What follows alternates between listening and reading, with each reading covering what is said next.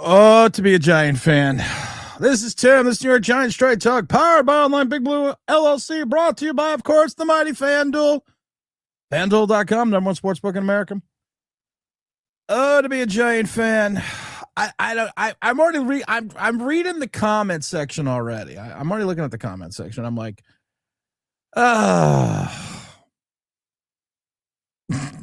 I love Zach and Tag right off the bat. Jackson Dart made the Cowboys defense look elite. This is the defense Russ threw for 450 yards. We don't want to talk about that, Zach. We want to just talk about how Jackson Dart is the greatest fucking quarterback the New York Giants have had since number 8.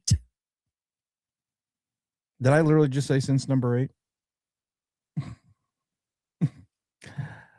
Joe Schoen, in his infinite wisdom, the OG Knockout says, I'm done, Tim. Joe Schoen, in his infinite wisdom, in New York Football Giants, and I love it now. And listen, it's very sad that John Mara is battling cancer. That is a rough thing to go through. If anyone's family's ever gone through, you know the difficulties in it, and you know how rough it is. But the Giants sucked before he had cancer. I feel bad for him. I wish him well. Hope of speedy recovery. Hope he's cancer free.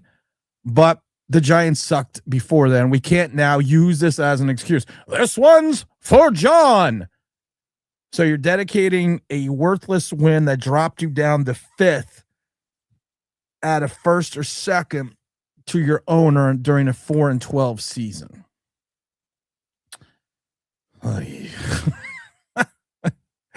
But Joe Schoen, you get to keep your job. Joe Schoen, you have one of the shittiest records in the NFL. What do you get? You get to keep your job. Come on down. You improved by 1 game over last year. And I love the Tish and the Mara joint statement. The 2025 season has been deeply disappointing. Did not we fucking hear this about the 2024 season? Okay. And the results on the field have not lived up to the standards this organizations and fans expect. You can take your season tickets and shove them up your ass because I've turned off auto renew. As previously stated, Joe Schoen will remain as our general manager, which we told you was going to happen weeks ago because we had a source inside the building that told us Joe Schoen was not getting fired, and can continue to learn about football operations as we search for our next new head coach. Continuity, stability in the front office is important, no matter if you have a 22-45-1 record. Important to our progress. We believe in our young core of talent. Okay. Okay. We believe in our young core. I'm still stuck on that one. We're believing our young core of talent, which we can build around for future success. He's 22-45-1. He started his career 7-2, finished 2-5-1, went 6-11, won 3 games, and then won 4 games. We all were in love, remember, with Evan Neal and that guy Kayvon Thibodeau. Now those guys are just out to fucking. The first 3 fucking drafts don't count. Those were practice drafts because this year we got Dart, Carter, and Scattaboo. Really? But I love it because as the drafts get further along, the talent gets worse. We always have to now talk about the new drafts that saved his job. I'm not going to make excuses. It's not good enough. I understand the question. We're going to look at the entire football operation from free agency decisions, draft decisions, coaching execution. If you pick Kevin Stefanski, you are fucking more morons than I thought. After the endorsement on Monday, Shane certainly knows he's going to have to figure this shit out. Oh, my God. How do we keep going through this, guys? I mean, seriously, how do we keep going through this as a fan base? And I'm literally asking the chat. And I want to have some people on in a little bit because I'm asking the chat. How do we go how as a fan base, how do we continue to do this? Every year, it's almost like the same statement. It really is. And I don't know how we keep doing it because we have this false hope we have this I don't even know what you want to say, but we have this false hope that we have every year, and we ride these things and these coattails, and we all sit there and we're like, okay, this is gonna be this is gonna be great. This is gonna be wonderful. I love it. I'm going back to an article for 2024. John Mara does not anticipate making any coaching GM changes during the 2024 season, which was a fucking lie. I mean, I don't get it. How, as an organization, have we gotten here? Well, I know how we got here. I know how we got here, and I love it because let's go to the John Mara Giants declaration sent message in the locker room, basically saying that, we haven't done right. I expect better, and I expect us to be better and or changes are going to be, we're going to make changes. Have we not made any changes yet? Because I'm still waiting for the changes. King Supreme says, what does King Supreme say? Super Shadow Super is going to fill the Children's Hospital. I'm hearing people say this is the best head coaching job. I'm not seeing it.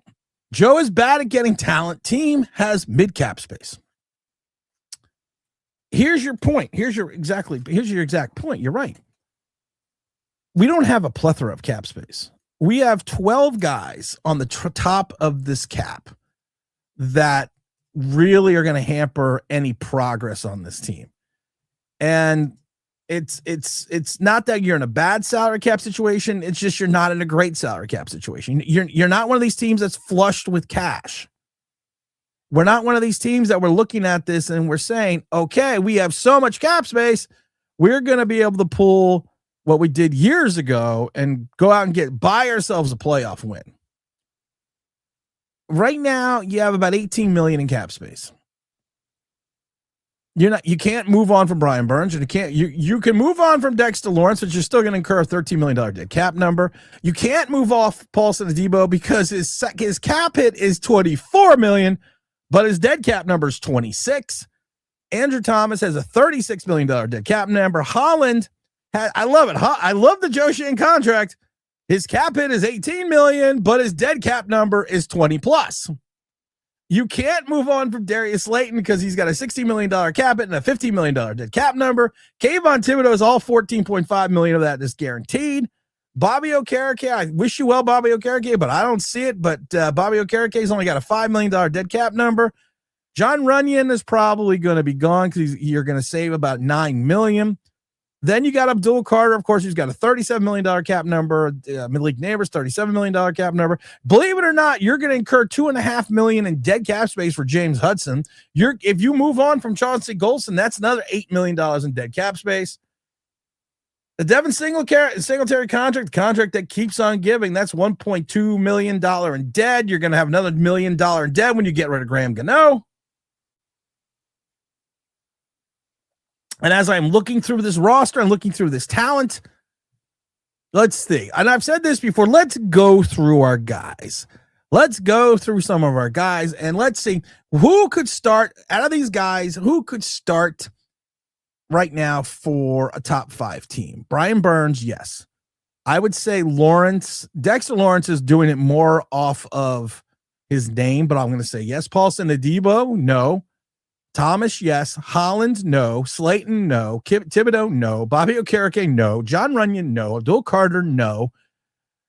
I just don't see this plethora of talent.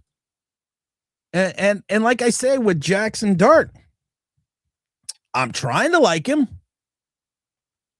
I'm trying, and I love it because I always bug James Williams because I always tell James I'm trying. I'm trying to like him. I'm trying to sit there and like I said, Danny Cannell basically said it best. But Danny Cannell, of course, took all the shit in the world from Jackson Dart's father when he told him you could just go suck a big fat one, which I still don't understand how that wasn't homophobic. And we didn't slam him for it, but that's all right because you know what? We want to like Jackson Dart. But here's the thing, and I've said this before, and I've said this. I'm trying to adjust a picture on my new monitor. I've said this before, and I've said it over and over again. Danny Cannell was right. Danny Kanell is like, listen, I'm not saying Jackson Dart's not the guy, but what I am saying, turn the energy saving off. Who the fuck wants energy saver on their gosh name thing? I don't want energy saver. I'm a fucking American. Energy saver on my thing. I got this new monitor, and that's like, would you like to have energy saving on? No, I'm a fucking American. I don't want to save no energy.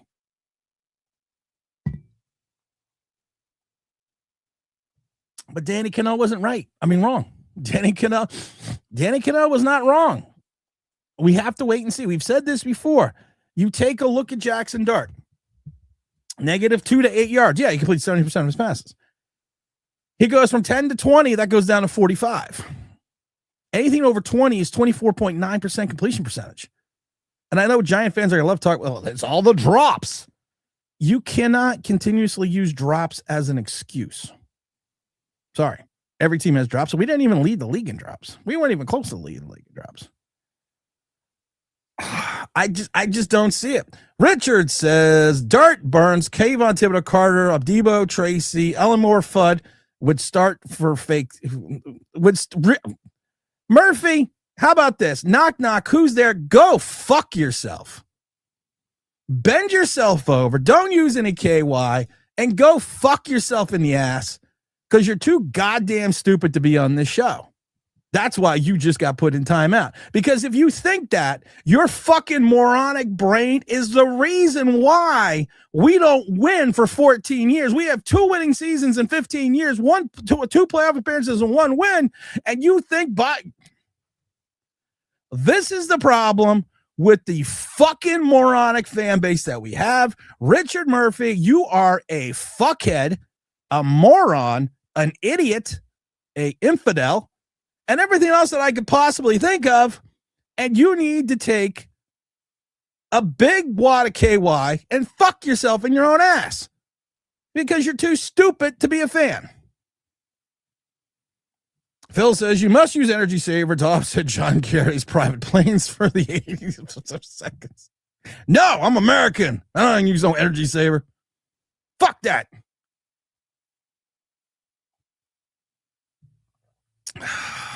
Organizationally, you're not a real fan. Real fans want their team to win garbage time games. You're right, Wyatt. You're right, Wyatt. I'm not a real fan. You're right. Wyatt's right, and I love Wyatt. And I know Wyatt's being sarcastic. Warning, sarcastic. I know Wyatt's being sarcastic. So that's why I'm just laughing, because you're right. I was told that the other day. You're not a real fan because you didn't want to win. Yes, because in a weak draft, that the most talent-laden position in this draft is defensive end. I want to go down further and take another wide receiver in the top 5. That's just what I want to do. That's just what I want to do. And I love people like Richard, because Richard's a fucking moron. That's right, Green and Green. He's trolling again because he's too goddamn stupid to have any fucking balls. And that's the problem with a segment of the Giant fan base. You know what? Fucking 8A. That's where I park. Right under that fucking sign. And I always tell people, you got something to say, come say it to me. I'm the big motherfucker in the parking lot. And that's the problem with this team. We don't have any fucking balls. We don't do what needs to be done. We don't just sit there. You have no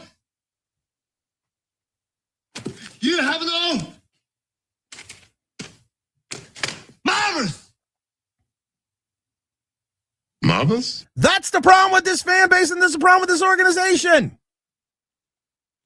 King Supreme says, Tim, please come back so you can laugh at all the Dart Glazers next year when they pine over Archie. Oh, my God. You know what's funny? Because I'm still waiting for all my apologies for the Daniel Jones lovers.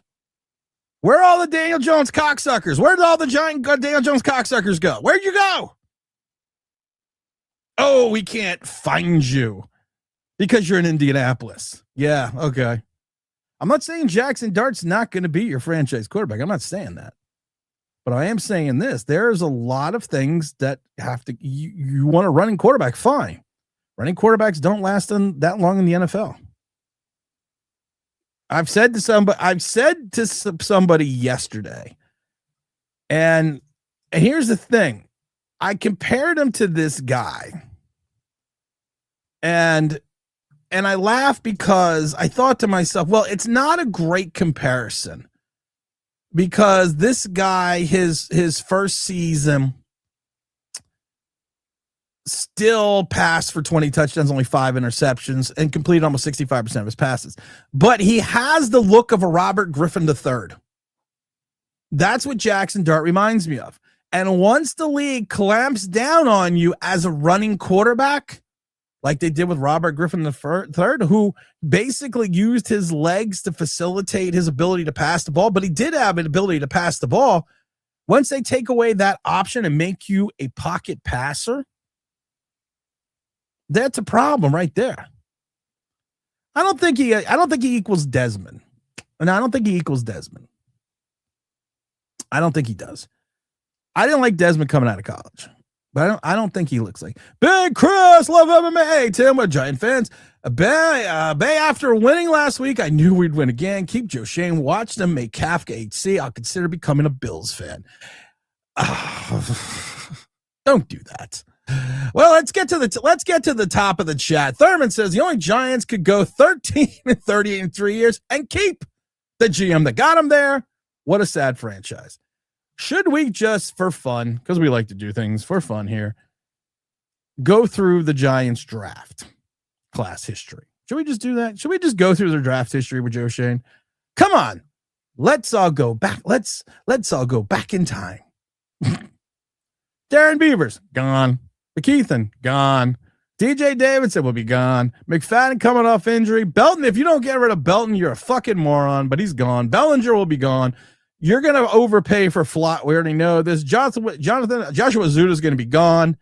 You're going to overpay for Wan'Dale Robinson, who had 400 yards in 3 games and 600 yards in 14 games, which averaged out to 46 yards a game. You're going to overpay for him. We already know that. Evan Neal's gone. Kayvon Thibodeau is going to be gone. Jarvis Owens is gone. Jordan Riley's over in Green Bay. Trey Hawkins gone. Eric Gregg gone. Jalen Hyatt gone. JMS is going to be gone. Deontay Banks are probably going to trade. So you're going to lose your entire 2023 cost. Darius Muasal is not a starter. Best of special teams. Tyrone Tracy. You can't go with you got to get a running back. You cannot go with Tyrone Tracy your 3rd year. Theo Johnson, you don't know what the fuck Theo Johnson is, and you got to figure what the hell he's in year 3. Drew Phillips never been a wide receiver that he wanted to cover, but he'll tackle him. He'll be gone. Tyler Newman should be an in-the-box safety, more of a linebacker. He'll be gone. Malik Neighbors, we'll have to wait and see how he comes back off his injury. Mr. Black is going to be gone. Thomas is going to be gone. Marcus Bowie, all of a sudden didn't look as great as we thought. Cam Scatterbo, I'm not saying he's going to be a one-hit wonder, but I'm going to give him a 3-season wonder. Darius Alexander has a half a sack less than Abdul Carter. Can't stop the run. Jackson Dart, we have no idea. And Abdul Carter, the jury's still out. But you know what? With all those great, wonderful building block picks, we might as well just say we are the best franchise. We are the best. We are literally the best 4-win team we have ever seen. The mighty FanDuel at FanDuel.com came up like 7-Up. They told you to take the Giants in the 4.5. New customers bet $5, get $300 in bonus bets if you win on the NFL playoffs. I'm going to say that again. FanDuel, new customers bet $5, get $300 in bonus bets if you win. FanDuel, #1 sportsbook in America. That, of course, is going to be going in towards the playoffs. That's their big special. Giants were 4.5-point dogs. If you took the Giants in the points, like I said, you came back up like 7-Up. Let's go to the FanDuel Sportsbook. Let's see if we got the line here. Let's see here. Let's go to the lobby. Oh my goodness. I got the Green Bay Packers in. Green Bay Packers are 1.5 underdogs to Chicago. I love it. Carolina Panthers are 10.5-point underdogs at home to the Rams. Okay, I can actually see it. There's a lot of good odds here right now on the mighty FanDuel. It's FanDuel.com, number one sports book in America. Go to FanDuel.com. I'm waiting for that Indiana-Oregon game. Indiana number one team is negative. It's negative. Is 3.5 point underdogs to Oregon, the number 5th team overall. I don't understand that, but that's all right. I would take that bet. I think I am going to take that bet. But they also have a great matchup right now of Illinois State and Montana State. They call it the Cinderella stops here. Illinois State 3.5 first quarter spread. Montana State negative 10.5 spread. Montana State 400 plus yards and under 65.5. That's the ultimate point total. You bet $10 on that parlay. You win $110.19.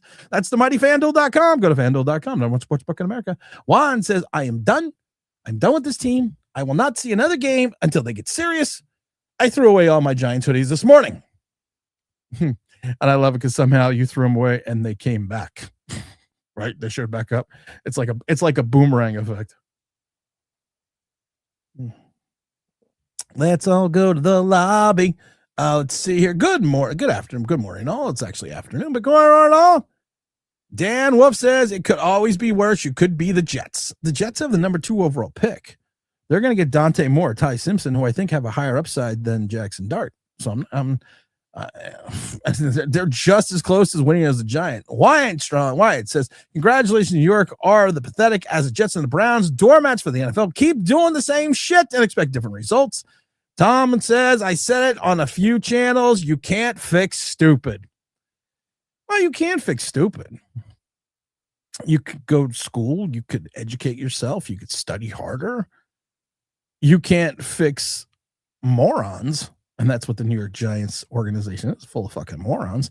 I cannot wait to see the new Hard Knocks, the Philadelphia Eagles playoff edition. Womp womp. That's a good one, though. Thimus Sturman says the New York media Pepsi's happy to have a 325 winning percentage since 2012. Owner reminds me of buffoon akin to the Jets owner. I've said this before, and I've said this over and over again. You know what it literally does remind me of? It reminds me of James Dolan. It reminds me of James Dolan back in the dark days with the Knicks. It really does. And James Dolan had to figure it out for himself, and he finally did step away. Wellington figured that out in the 70s after the miracle in the Meadowlands. Just John and Tish aren't getting it. They didn't get the memo. What's up, my brother? I can't do it, bro. I obviously hate Joe more than Dable. We are going to let this guy run another draft. We've talked about this before, and I don't want to talk about it again. We talked about this once before. He's going to get a 1-year extension. We broke the news 4 or 5 weeks ago that I spoke to someone that's in and around the building, and they said Joe Schoen is coming back. And everyone was like, no. He's going to do this. He's going to get fired doing this. And I said, no. This guy who has told us stuff before, who is now he is now batting still 1,000, told us that Joe Schoen would be back for 2026. And he also told me there's going to be a 1-year extension. That was like, 3-4 weeks ago we talked about this? You're going to let him run 2 drafts unless 2026 is so pathetic, but you're going to have to give him the extension because what quality head coach, Kevin Stefanski might come here. What quality head coach is going to want to come here with a lame duck general manager and a quarterback that's not yours? To recap, we could just sat there. We could have just sat this year out as fans. That's a good recap. Let's see here. OGR Sports says, are you sure potentially wanting to go through another season until 2027 covering this team? I don't think so, man. I think I've reached. I keep thinking of that song from Scarface. Push it to the limit. Walk along the razor's edge. Yeah, I think we pushed it to the limit a little too much. This smells like Chris Mara's doing. I don't know what it smells like. It smells like shit to me. Todd Taylor says 8-26, just the last 2 years, 4 of them being wins and tank games. Apparently, we need to commit crimes to completely drain John's patience. I honestly think if you commit crimes, you're not gonna drain his patience either. I mean, if you want me to be honest. Bad look, it's a bad situation. I don't know what else to do. We did it. We won our 4th game. We are Phil, we are the best 4-win team.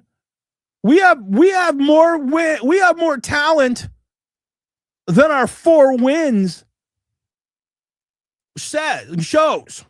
Just like last year, we had more talent than our 3 wins showed.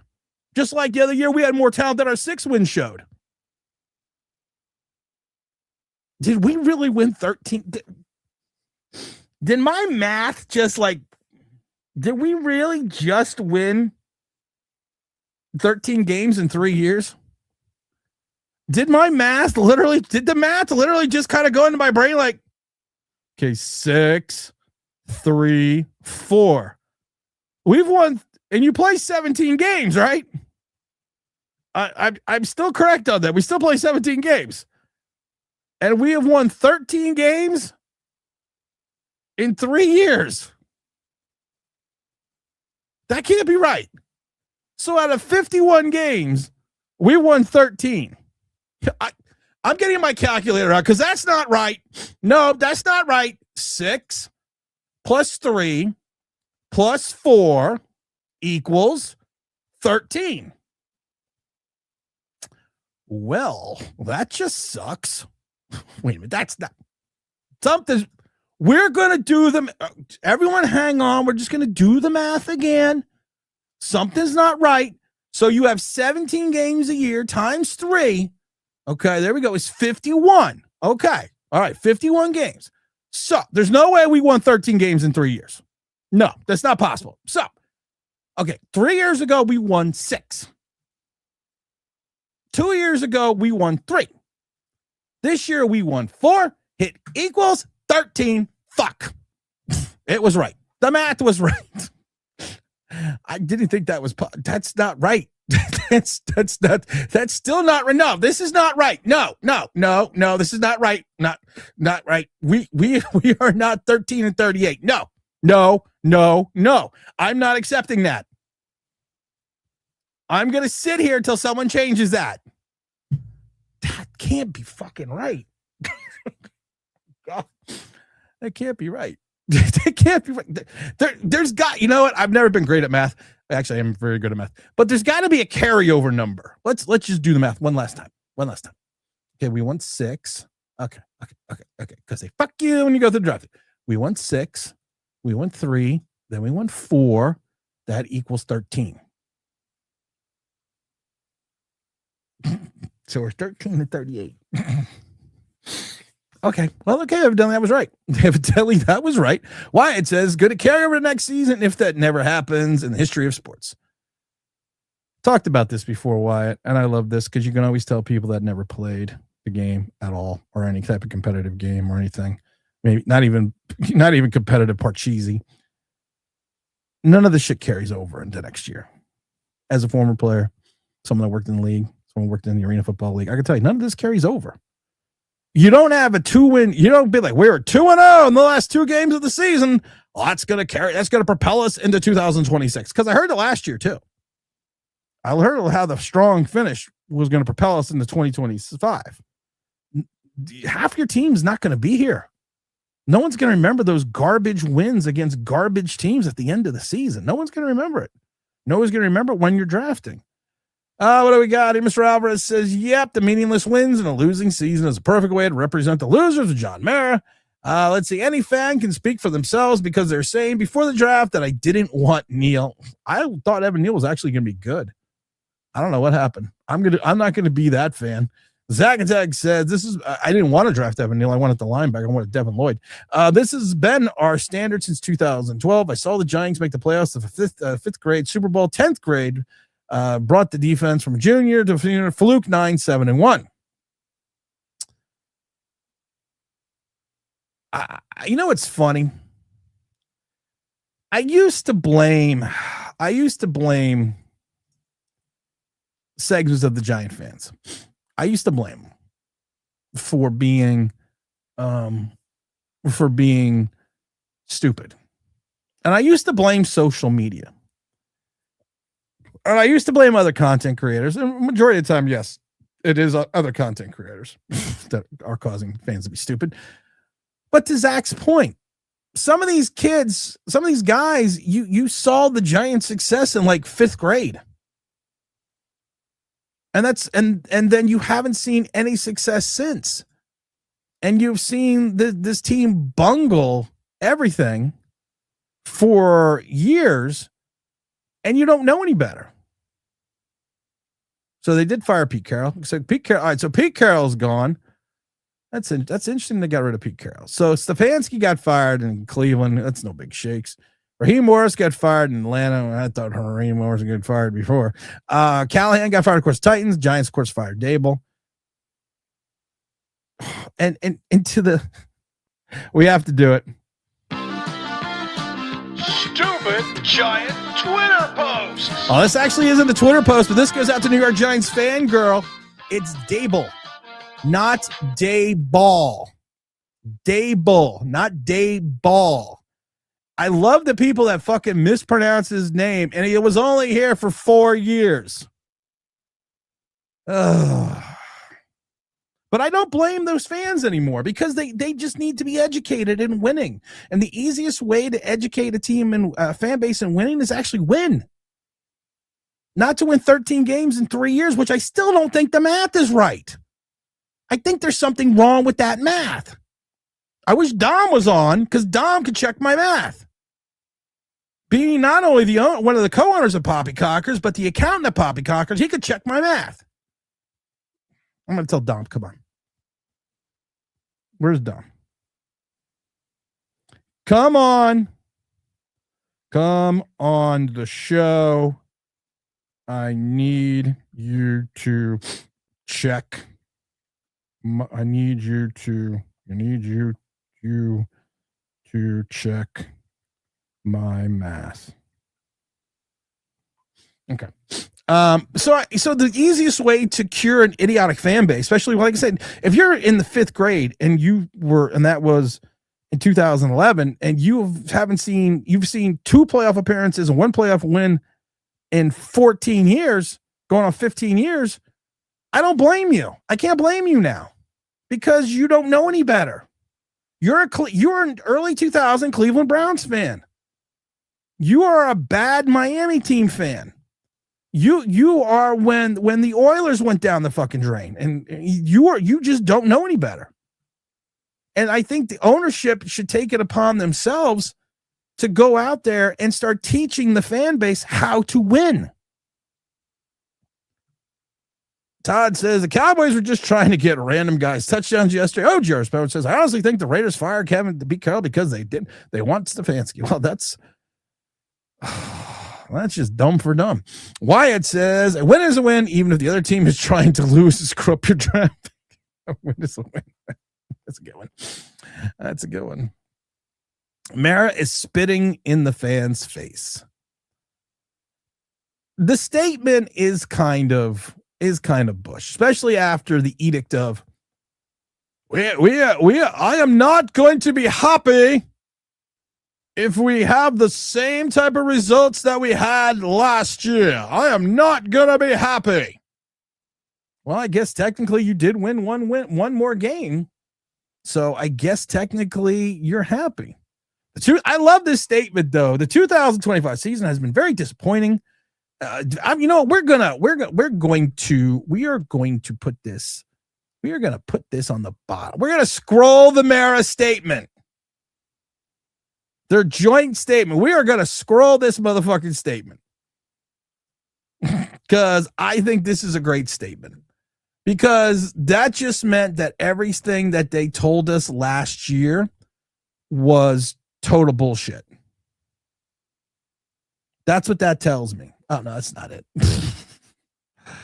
That's not it. Because that just tells me everything they said was total bullshit. That's what I'm saying. There we go. We're just gonna read the statement on the bottom because I have this. I'm still thinking I'm wrong with the math. I still think there's something wrong with my math. Mr. Green Thumb says, how many of his draft picks do you think will be a bust this year? Oh, at least 3. Todd says, we got to get here due to Mara's ego. He wants to prove he can run the team with his hand-picked guys. You may not wrong. We can't move off Slayton. Don't worry. They'll ruin our limited cap space by signing Robinson for $15 million. No, you'll still have. But you still have a number for Slayton. Yeah, you can cut Slayton anytime you want. You're still going to have a nice amount of cap space. You're going to be mid-pack with cap space. You're not going to be at the bottom. You're not going to have no cap space, but you're going to be mid-row with cap space. No, you can't move on with Slayton. Wyatt also says you're not a real fan. Real fans. Oh, we already got to that one. Let's see here. Phil says you must use energy savers. No, we got that one. Let's see. KTS says I'm done with this organization. Keeping Joe Schoen is fucking crazy. I added in the fucking crazy for you because I automatically assumed that's what you meant, that it was fucking crazy to keep Joe Schoen. I mean, if we think about this for a minute, is there no organizational way? Is there no way that we can? If you are a quality head coach, let's think about this for a minute. Would you want to come to the Giants? What do you look at on this organization that tells you that you should come to the Giants, that this is organizationally going to be a good idea? What is, I'm not trying to be facetious here. What is your selling point? You are looking for a general manager. I'm not wishful thinking. You're looking for a head coach. You're looking for something. What is your selling point? Because you know what? Sometimes finding the right candidate is difficult. If you're trying to hire for your company, like a new head coach, this is the busy time of year because you got new goals in 2026, which would be to win some games, which means finding the right people to accomplish one. Unfortunately, you also have hiring challenges, like people not wanting to come in here for 2026, like finding that specialist in roles that fits or identify qualified candidates with a huge talent pool. Thankfully, there's a place you can go right now. We're looking right at the bottom to conquer and find and get over those challenges and achieve your hiring goals at ZipRecruiter. Right now, you can try ZipRecruiter for free, which is ZipRecruiter.com/audio. That's ZipRecruiter.com/audio. ZipRecruiter's matchmaking technology. I can't even talk to how excited I am. Works fast to find top talent, so you don't have to waste your money. With ZipRecruiter's advanced resume database, you can instantly unlock top candidates' contact information. 4 out of 5 employers who have posted on ZipRecruiter to get a qualified candidate within the first day. See yourself. I just go to this exclusive web offer right now. Try ZipRecruiter for free. ZipRecruiter.com/audio. Again, that's ZipRecruiter.com/audio. ZipRecruiter, of course, is the smartest way to hire. We love ZipRecruiter here. We do love ZipRecruiter here. Smash that like button. Yeah, smash that like button. Kevin, you can't be a Colts fan. Would you rather be one? Ritter was terrible, says Petro. Listen to me. I'm no Dart lover, but Ritter is terrible. I know. I agree with that. Question for everyone. Rather than Joe Schoen falling in the draft, isn't the coaching staff failing to develop? Here's the problem.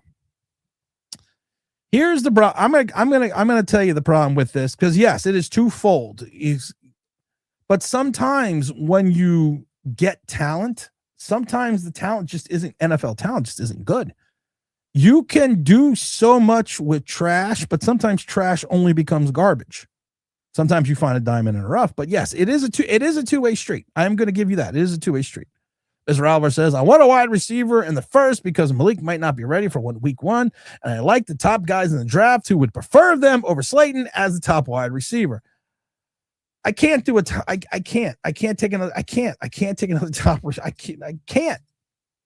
cannot take another wide receiver. I just can't. I have to look at this from a perspective of the New York Giants, and I can't take a wide receiver. I can't take a safety either in the top 10. So please fucking stop that. The thing that sucks is Reese would make sense. Reese at Ohio State would make sense because of the fact that he could play linebacker. He could actually literally be a stand-up pass rushing linebacker who could play the run, who I'd like to take at 5. I love a lot of people. Some people want to take Falk at the Giants pick at 5. But then I'm like, really? Some people are checking him saying, well, he could also be he could be like a Calais Campbell. He could be a tweener. He's 6'5", 285 pounds. You can't slot him next to Dexter Lawrence. You can't. And I like Tate. I like the wide receiver Tate. Because I like him because he's 6'3", 6'4", like 200 pounds. I think that would be a good pairing with Malik Neighbors, but I can't keep drafting the same positions every year over and over again. Downs, I would take Downs if you were going to move him more into the quasi linebacker safety role, strong safety role. He's a guy that he barely misses tackles. He's good in he's not great in coverage. He's good in coverage, but he is a guy that is a proficient tackler. But I can't take him at 5. 5 is one of these weird. It was like 3 last year. I kept saying 3 last year is such a weird fucking spot. Because the guys that I thought Travis Hunter would be a bust, and I think Abdul Carter was going to be a bust. So 5 is kind of in that same. You're in a weak draft whose a lot of the talent is at the defensive edge position, which we don't need to draft again. Guys, don't forget to hit the like button. Green and Green says Wan'Dale contract will be the nail in our coffin. I do think Wan'Dale Robinson. Well, Big Prime, what's up? What's up? Hey, what's up, my brother? Where you been? Mark, I have not seen you. I haven't been going. I didn't go to the last games because I was at the Knicks games. But what's up, Big Mark? How you doing, my friend? I love Mark. Let's see. Your Todd says the Panthers the best team like a month ago. You're not wrong. 1-16 or 2-15. No, I still think we're going to win 5. If you take a look at the Giants' schedule next year, the football gods did not do the Giants any favors.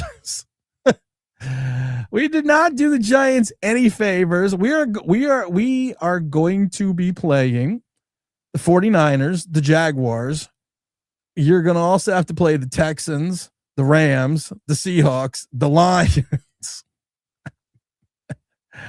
I mean, they didn't do us any favor. It's because of the rotating schedule. But once again, the Giants did not get any favors from the football gods. You can fire stupid, though. Greeny Green is right. And then you can go to ziprecruiter.com, ziprecruiter.com/audio.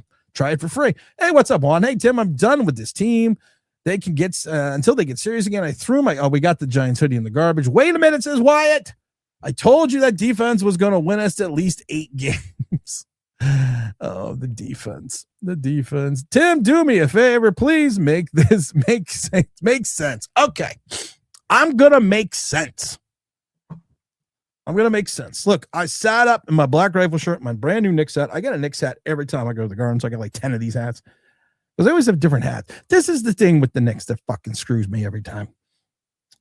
Every time I go to the Garden. They get different merch every time. And every time I see a hat, and I'm like, ooh. And I got great hair. I don't really like wearing hats, but I'm like, ooh, I like that hat. I got tons of hats hanging on the wall. I think maybe I collect. I don't know. I can't make sense. I wish I could. All those blown leads in games gave Schoen the perfect excuse that it's Dable's fault and the team could have won with the limited talent they have. I love it. Just like Shane Bowen. Everybody's like, well, I'm so glad we got rid of that asshole Shane Bowen. Well, really, pass rush hasn't improved. Defense, the run hasn't improved. Pass hasn't improved. It's just we started playing lesser talent. We started playing worse talent. Are we confident Joe Schoen makes a good pickup? Oh, no. No. Hirschfeld, we're not confident of that at all. Howdy says, Tim, the more I see Abdul Carter, the more I agree with you. This is a situational pass rusher. He doesn't seem to be able to react or recognize running plays.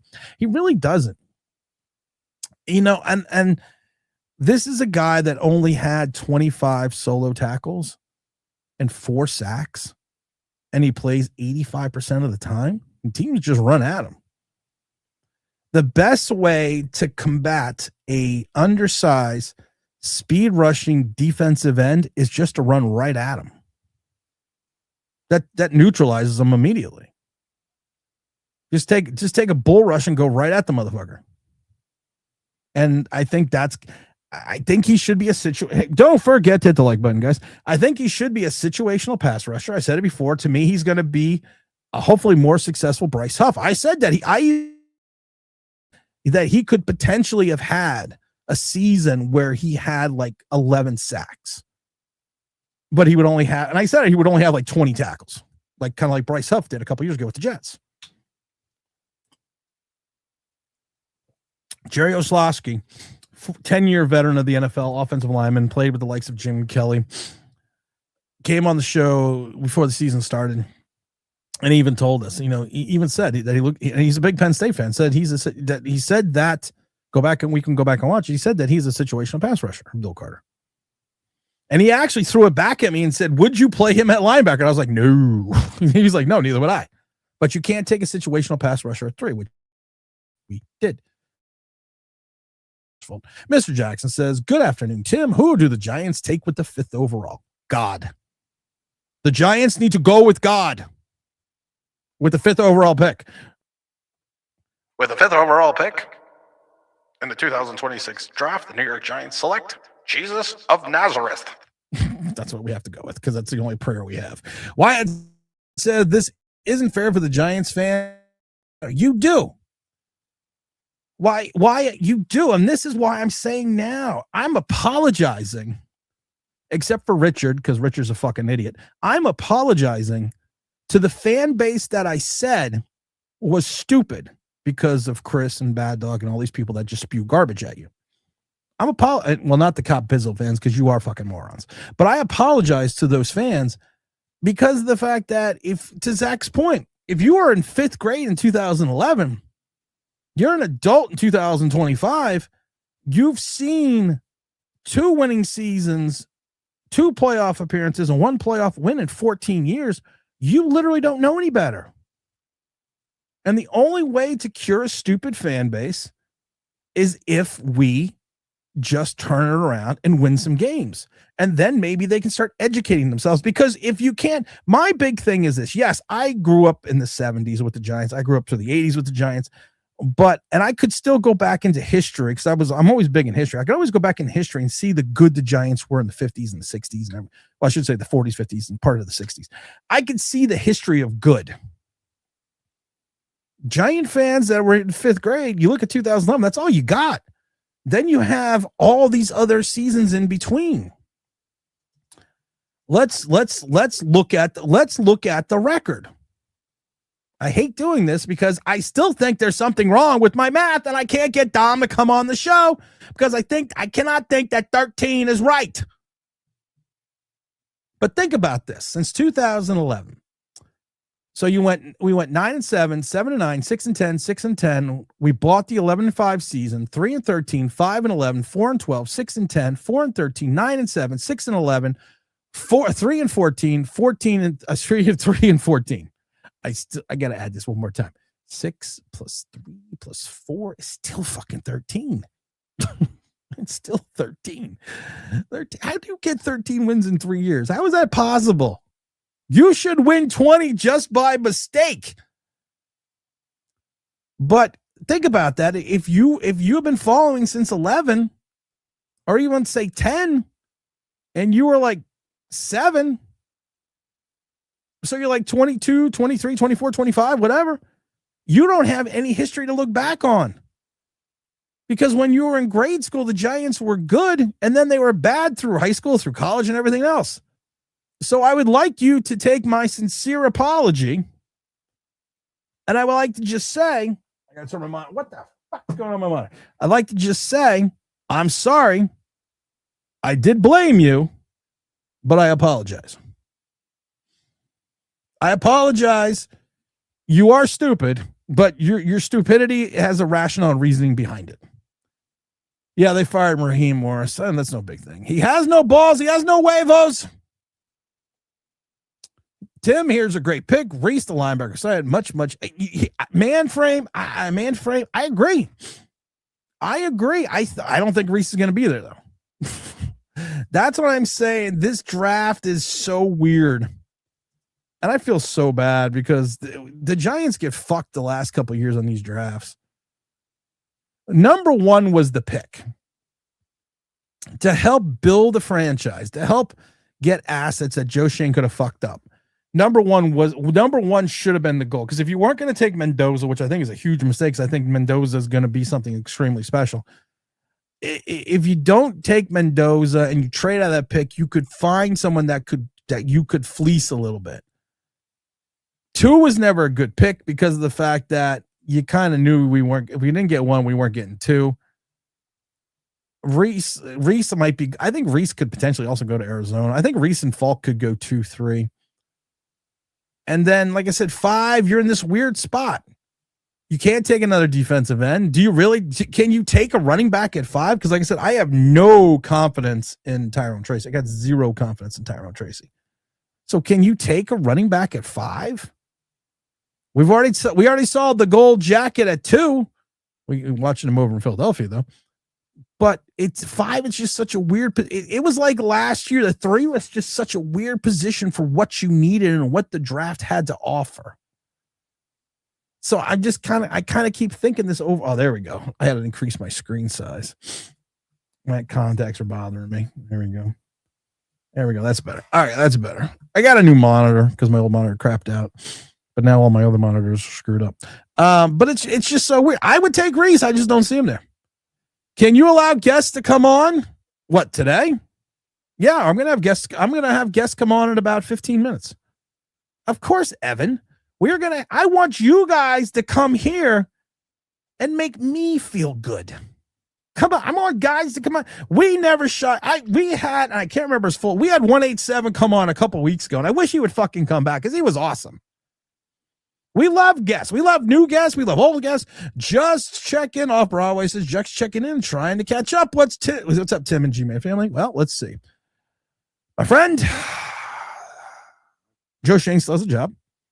The Mara statement is just, I love it. The Mara statement is, the season has been deeply disappointing, said Mara Testroyd and Joe statement, and the results on the field are not have lived up to our standards. This organization, I don't even want to read the statement. I don't even want to do the statement anymore. It's just bad. It's everything John Maris said last year. You are full of shit. 3 wins isn't going to cut it next year, buddy. There's going to be massive changes when 2000. If we have the same results, there's going to be big time changes. He was installed tonight. Oh, I got more updates. He's just so full of shit. I never trusted Shane's draft, especially since he passed on talent and he reaches for other players. Look at the picks. They're either undersized, underweight, or bad at their positions. The problem is with Joe Shane's draft, and we said this a million times before, he kind of fell into the Gettleman trap where he's like, this guy has projected talent. He may not have immediate talent. He may not contribute till 3 or 4, but he's got a higher ceiling. I said this with Gettleman. There were so many players that we missed on that could have been starters immediately on this team, like in the 2nd, 3rd, and 4th round. But we went different directions and we went for projected talent. Well, this guy's got a higher upside.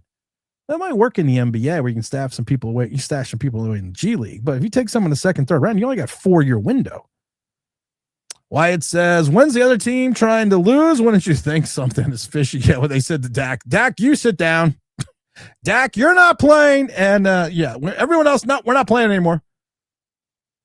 Cap space will be tight. No, it's not going to be tight. It's just not going to be as much as people think. And you can sign guys. But the problem is this, the thing we've always gotten in trouble is making this sign like Ellie Moore Fudd, who's been a good player. Not a great player. He's been a good player. I think a lot of problems during the Daniel Jones era is Daniel Jones held on the ball too fucking long.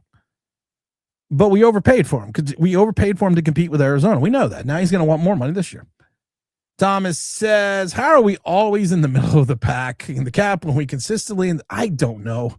because we overpay for people. Then we do what they said and build through the draft. Joe Schoen first came up here and said, I'm good. What we're going to do here is we're going to build through the draft, and we're going to foundational drafts, and we're going to augment through free agency. Oh, that didn't work. 22, 45, and 1 over the past 4 seasons. Somehow the Giants look at that and see progress. Wyatt said, what head coach wants Shane as their general manager? You may get somebody that's in financial trouble, maybe. Someone's got too many mortgages on a couple houses because they've had too many stops. Maybe there's a coach out there that was in rehab and needs a second chance. He's getting an extension, guys. He's getting a 1-year extension. Make sure you hit the like. Only coach wanting to come here to Love's Dart or just looking for a payday. You're right. KTS says Tim McDonald should be fired. They should all be fired. Anyone in that building should be fired. Anyone. Yes. Douglas says, hey, Tim, all I want to say is, fuck, why are we always keeping he who shall not be named? I don't know.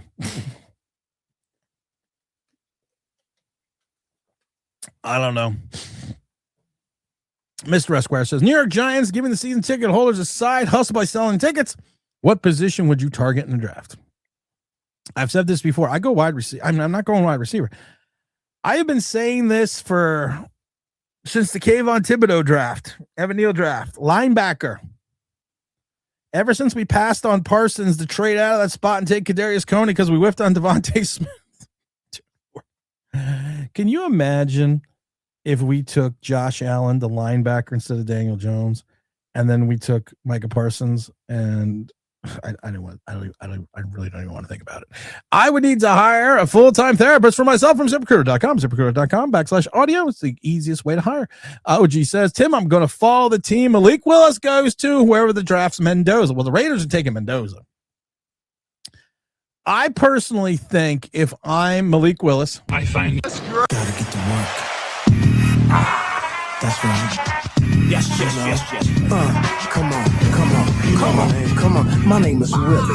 I keep the ladies screaming and all my fans got screaming. You can defeat me. You're dreaming. Don't forget to flex your chest. Get metrics. If I'm Malik Willis, you have a large number of teams that you could go to.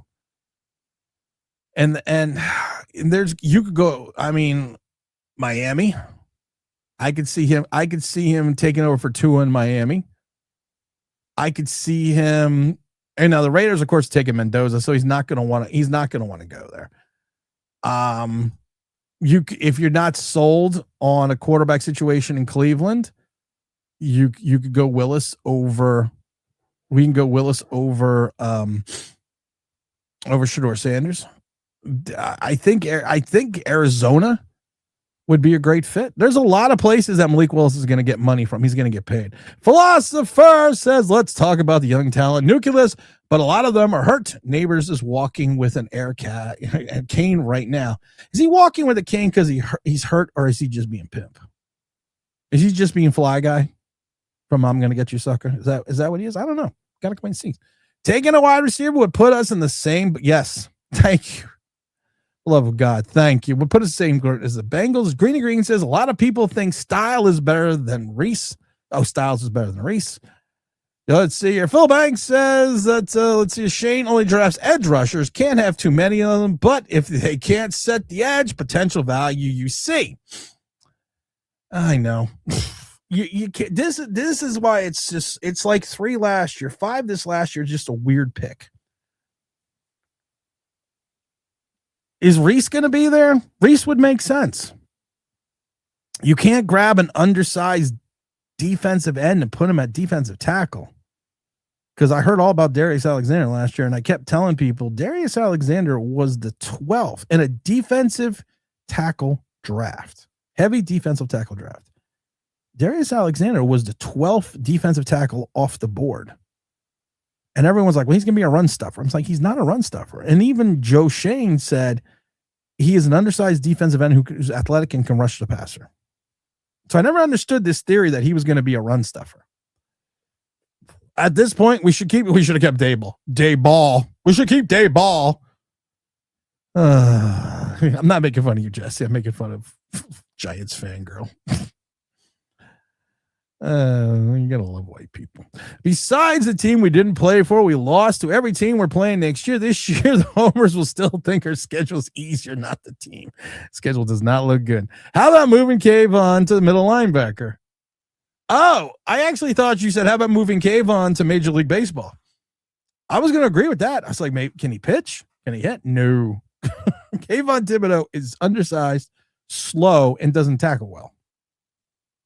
So actually, he would be a perfect middle linebacker for the Giants. No.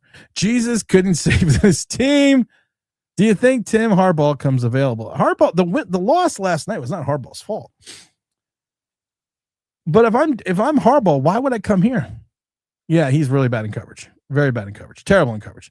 I was in second grade when they won the Super Bowl. See, Evan, I can't, but Evan, you're not stupid. I don't blame you, Evan. I don't blame you. Because you don't know any better. I don't blame your generation. I don't, because you've been on the channel before, Evan. You've been on the chat many times. So I mean, you're what I refer to as an intelligent fan.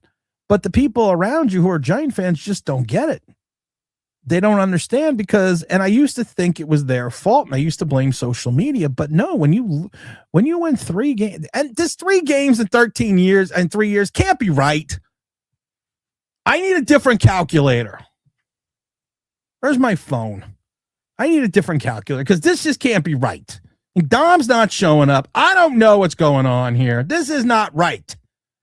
So I'm going to go to my calculator on my phone because evidently this is just wrong because that, okay, 6 plus 3 plus 4 still equals fucking 13. Wow. It still equals 13. I was hoping that was wrong, but I can't blame you anymore.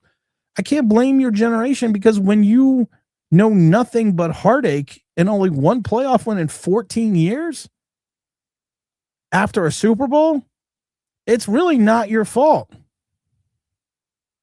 I used to have the great clip from Blues Brothers was, it's not my fault, but I keep doing the math. That's not the way you're supposed to do it, Dad. They want us to do it this I don't way. know that way. Why would they change math? Math is It's math. okay, Math Dad. is math. Well, math evidently isn't math. Make sure you're hitting the like button, guys, because that's math. I wouldn't trust Kayvon Thibodeau to make calls back. I would not call him to set defenses. Draft someone that's not allergic to tackling. Ooh, ask me. That was a good one.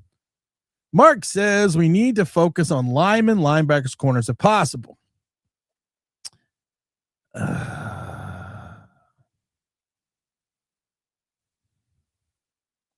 Yeah. I would actually go linebackers, corners, running back, wide receiver, tight end, then lineman. Tracy is good as a rotation back. Shouldn't be the team's bell cow. He's a better running back than Scadaboo. I agree with that. I love the people that love Cam Scadaboo so much, but they want to grab Love. Cam Scadaboo is great, but can we get that Love guy out of Notre Dame? He reminds me of Alvin Kamara. Wyatt says, let's trade our 5th pick for a general manager with half a brain. Stan says, this is the only safe space in Giants land where I can say I don't believe Dart is the guy, and the team will be drafting a quarterback in 2027. Never a Jones believer, and his rookie season was better. Jones's rookie season was better. You're right. And Stan, you're a fucking idiot, man. Jackson Dart's so great. He runs great. He does his TikTok dances and this thing where he's holding his nose. I don't fucking get it. Yeah, Stan, I agree with you. I'm not saying Jackson Dart's not going to be good. I don't see it, but I'm not saying it. And I keep telling James Williams always gets mad at me because I keep telling him over and over again. I just don't see it. I'm trying. I am literally trying. But when you complete 70% of your passes from -2 to 8 yards, and then from 10 to 20, your completion percentage goes down to 45. And then anything over 20, you're hitting 24.9% completion percentage. That's not right. That's just, it doesn't make sense. We didn't pull up I did get the email for the next gen stats. I did get the email for next gen from the last Dart game. I won't have the I won't have what you call this game until I won't have this last game until Wednesday. Just another Pleasant Valley Wednesday. Oh, this is interesting. I don't even want to show this. This is the Raiders game. Oh my god. Okay. Why do you make me do this? Why do you make me punish you people? Why? I mean, literally, why? Send it over here, add the photos, and we're gonna drop the link in the chat in a minute because I do want to hear from everybody. But I want to give you guys the great game that Jackson Dart had, and this is every fucking game. This is Jackson Dart's passing chart for the Raider game. And as always, we want to notice a trend. And I'm going to put this chart up in here. This is why I love you guys, man. I do this because I love you guys. Love you, man. I do this because I love you. Here we go. Or I just want to torture you. Thinking I also want to just torture you a little bit. Okay, here we go. We got the chart loaded up here. And I want to show this chart. And I want you guys to recognize something. Okay, look at all these passes and see he doesn't even get to 10. He goes -3 to 9. -3 to 9 is the majority of his passes. Anything from 10 to 20, watch this. He threw, let's see here, from 10 to 20, did have a touchdown. Okay, I'll give him the touchdown. Those are 2 passes there. That's 3, 4, 5, 6, 7, 8, 9, 10. So out of 10 passes, he completed 3 from 10 to 20. So out of 10 passes, he completed 3 from 10 to 20. Anything that went over 20, 1, 2, 3, 4. He was 0 for 4 over 20. That should scare the fucking bejesus out of people. That should scare you that this big chart in the middle is where all of his completions are. Anything that goes over 10. He completed 1, 2, 3, 4, 5, 6, 7, 8, 9, 10, 11, 12. Out of 12 passes over 10 yards, he completed 3. Okay, I'm going to say this again. 12 passes over 10. He completed 3 passes. And it's like this every game. It's great that you get rushing touchdowns, but I also need you to throw the ball. I'm just showing that for people. What happens if Chambliss wins?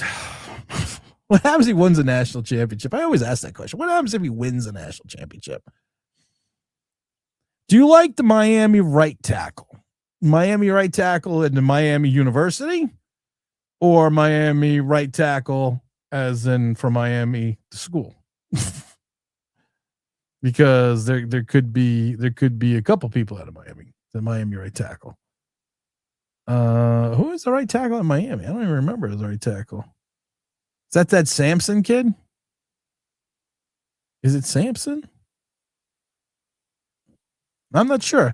Oh, you mean you mean the other kid? What's his name? Tommy something. I don't know. Honestly, I have not followed Miami much this year, to be perfectly honest. Big James Stein says, "What do you want to draft, Tim? What's our biggest need right now? Our biggest need right now is head coach, general manager, ownership." Let's see here. Brandon says, "I hope Dart is the guy I want. I want other playmakers. I see that you're saying though. Who knows what this moron is going to draft?" What's up, my brother? How you doing, my friend? You always screw me when I see the Billy Ocean. Another 3 years of misery. I know. Never thought our best days of seeing Giant football would be when I was 9 years old in 2007 and 13 years old in 2000. Here's a good example, Stan. This is a great example. I said this before. I apologize for the Giant fans that are, like 22 to 28.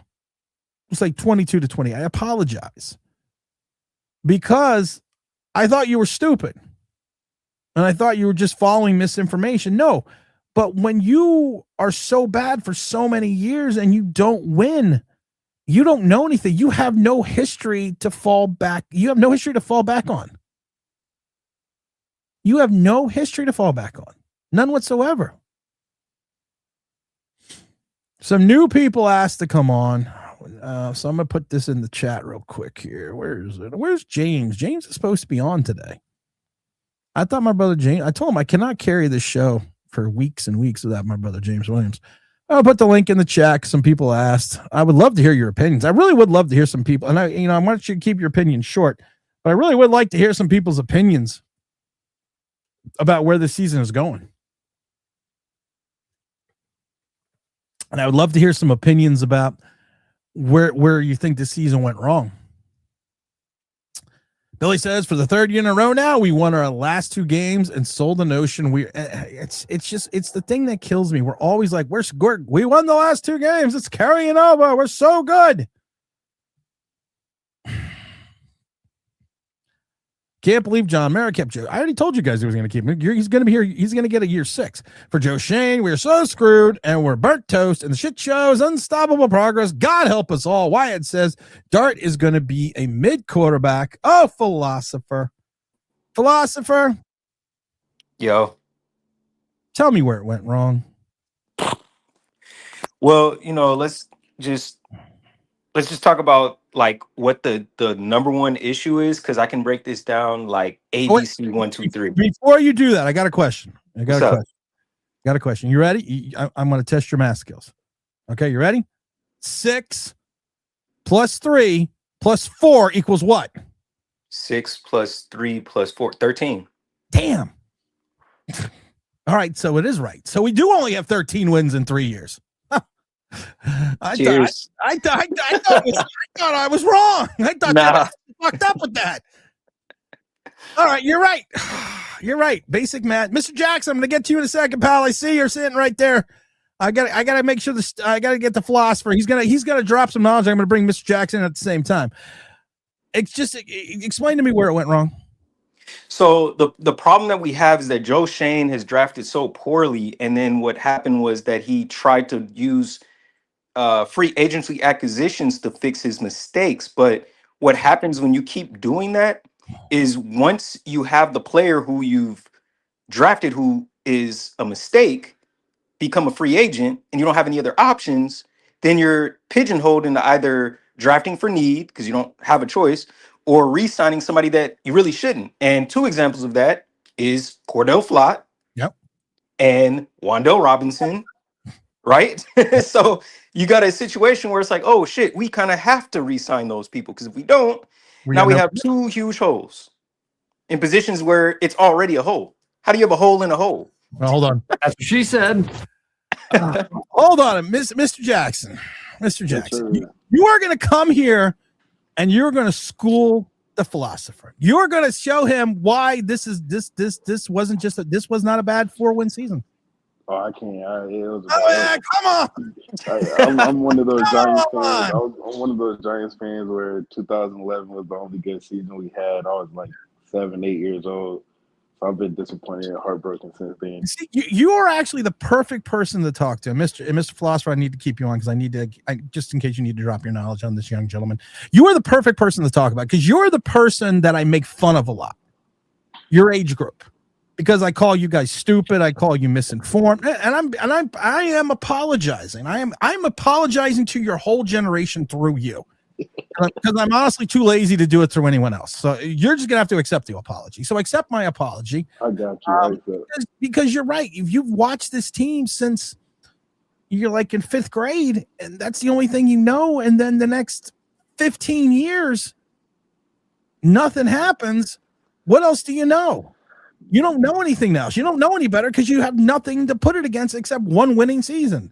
No, nothing. Like, if you think about it, after that winning season, it was just highlights like the catch by Odell, Saquon. Like, those are just the high points. It wasn't, oh, yeah, we're back. No, it was just, my grandpa's a Raiders fan, and he having more fun than I am watching football. I don't know. I actually feel bad for him. He's going to get Mendoza. So I have to give Raiders Nation a big thumbs up on that one, because I think your grandpa's getting a stud. But yeah, it's just been a disappointing season. I mean, you look at it, we're dealing with the same thing since since Eli's last few years, still need O-line help, no linebackers whatsoever. I mean, Drew Phillips, no, like we have no corners. Javon Holland, we paid him all this money just for him to come be a bust. Uh, yeah, and then just Andrew Thomas pisses me off a lot. You know, we drafted you and you're never available. The best ability is availability. There You you know, go. so it's like just Joe Shane, he's coming back. Oh, it's nothing to get excited about for next year. Wow, that was depressing. You know what? I fucking take it back. Your generation is stupid. Give me something exciting. Exciting. Give me something good. We get a new head coach. Hopefully we hire the right head coach. I mean, hopefully we hire somebody. Everybody keeps saying the defensive minded head coach. If everybody thinks Jackson Dart is what they want to assume he is, then you need an offensive minded head coach in here to help with them. Something exciting is Jim Schwartz could possibly come be a defensive coordinator for this team. I don't know. That's probably. I mean, we have some okay, decent players on defense. Shane Bowen was complete garbage as a defensive coordinator. If Link Martindale was still there, we probably would have had a top 10, top 20 defense. But looking ahead, new defensive coordinator, I'll be excited about that. That's what the Giants were built on. When you go back in history of the defense, So hopefully we can get a new defensive coordinator in there. I like that, and as I see the immortal Martin Luther King in the background, I have a dream, and my dream is for the Giants to find that head coach. Philosopher, who is your pick for the New York Giants head coaching position? I kind of like Mike Minter a little bit, just because their defense is like the Ram defense. That's a name you don't hear a lot of. Yeah, and then I mean, I don't really like him. It's just a safe, option, which is McCarthy. It's just like super safe. Like, you know what I'm saying? I don't really want him, but it's like if they get him, it's like, the person I don't want is Stefanski. No. Keep Stefanski the hell away from Far us, away. bro. Far away. Because they're saying he's a prime candidate. Of course. Lose some more fucking games. Mr. Jackson, who is your dream head coach right now? Who are you looking at saying, you know what? I have 13 wins in 3 seasons because the philosopher helped me with the math. Who do you want to bring in? Who's going to make you say, you know what? I'm kind of excited for 2026. It's like a real off the wall, like Cliff Kingsbury. I would give him a second chance. Kyler Murray. I live in Arizona. A lot of Arizona fans weren't sold on getting Kyler Murray in the first place. Cliff is one of them. A safe pick is Mike McCarthy. But like I say, it's just more so offensive-minded offensive head coach, and I don't know. There's really Cliff Kingsbury pops to mind when you think about offense. Would you take Cliff Kingsbury as an offensive coordinator, as an OC for the Giants? I would. That'll be actually, the perfect coaching staff would be Mike McCarthy, your safe bet, Cliff Kingsbury as your OC, Jim Schwartz as your DC. Give them. Let's see what they can do. Let's see what they can do. It's actually pretty good. I do think Cliff. I mean, if you take a look what Kingsbury did in Arizona, I mean, I'm not, with Kyler Murray outside of that first season, there's really, but I don't think Kyler Murray is that. I don't think Kyler Murray is that guy. I don't think he's the guy anymore. I do think Arizona's I think they're gonna be in the Malik Willis sweepstakes because of the fact that he is a quarterback that's more of a pocket passer who can scramble, who could fit in what Arizona's doing. But I just don't see that. But I would take that staff because I think but philosopher, if you're Mike McCarthy, you won 36 games in 3 years in Dallas, 2 division titles, and you got basically after one bad season run out of Dallas. And now certain people are saying you're not any good because of the fact that you only won 1 Super Bowl. If you had that legacy as McCarthy, would you want your next stop to be the Giants? No, and it's not just because of legacy sakes. It's also because of the instability of the general manager position. What I found interesting with that statement that came out, they didn't come out with the statement and give him an extension. They're going You to. did right, but what I'm saying is, if you're talking about stability and continuity, why in the hell you not just re-sign the dude off Because, top? because you can't. You're gonna have to wait at least. You're gonna have to get away at least 2 weeks from the end of the season before you announce his 1 year extension. Because of the fact that if you take a look at this from a PR standpoint, that you are going to have to at least separate yourself from the 4-win season keeping this guy. Because if you come out immediately and say he's getting a 1 year extension, people are gonna fucking go off the wall. So if you wait, Mr. Jackson sitting there going, "Yeah, I'm going fucking nuts." If you wait like 2 weeks and then say, you know what, for stability of the organization, for the fact that we don't want a lame duck general manager going through our coaching surf, we're going to extend Joe Schoen 1 year through 2027, reassess in 2026, and this way you don't have a lame duck general manager, trying to get a head coach, because what's to say in 2027 your new GM comes in and wants to get rid of whoever was hired in 26. Right, but we just keep doing the same shit we did before. It's like it's the definition of insanity. We are insane. I pray whatever head coach they hire pulls Liam Cohen. I pray he does. I pray he just says, "I'm not coming to Joe Schoen there." I'll be happy. I think you are going to have some guys that are going to say, yeah. I think you're going to have us. Oh, wait a minute. I've been waiting for you. Motherfucker, where you been? I've been listening in to you good brothers. Where have you been? I've been listening in to you good brothers. I know that, but where have you been? I've been hiding from this debauchery. We have Mr. Jackson, the young Mr. Jackson. I used him to apologize for the entire fan base that I made fun of for years and called stupid. So he graciously, actually, you never did accept my apology. Oh, I do accept your apology. All right. Okay. Are you sure? Because you don't have to. You don't have to. You don't have to, Jackson. Don't feel that peer pressure. I can fucking go off on you. Don't worry, I can go off on you. I'm in that mood. But he's so graciously accepted my apology for his generation of not knowing, not him in particular, but a lot of Giant fans that are that young that don't know anything because they were in 5th grade when we won in 2011. So I cannot fully blame Mr. Jackson.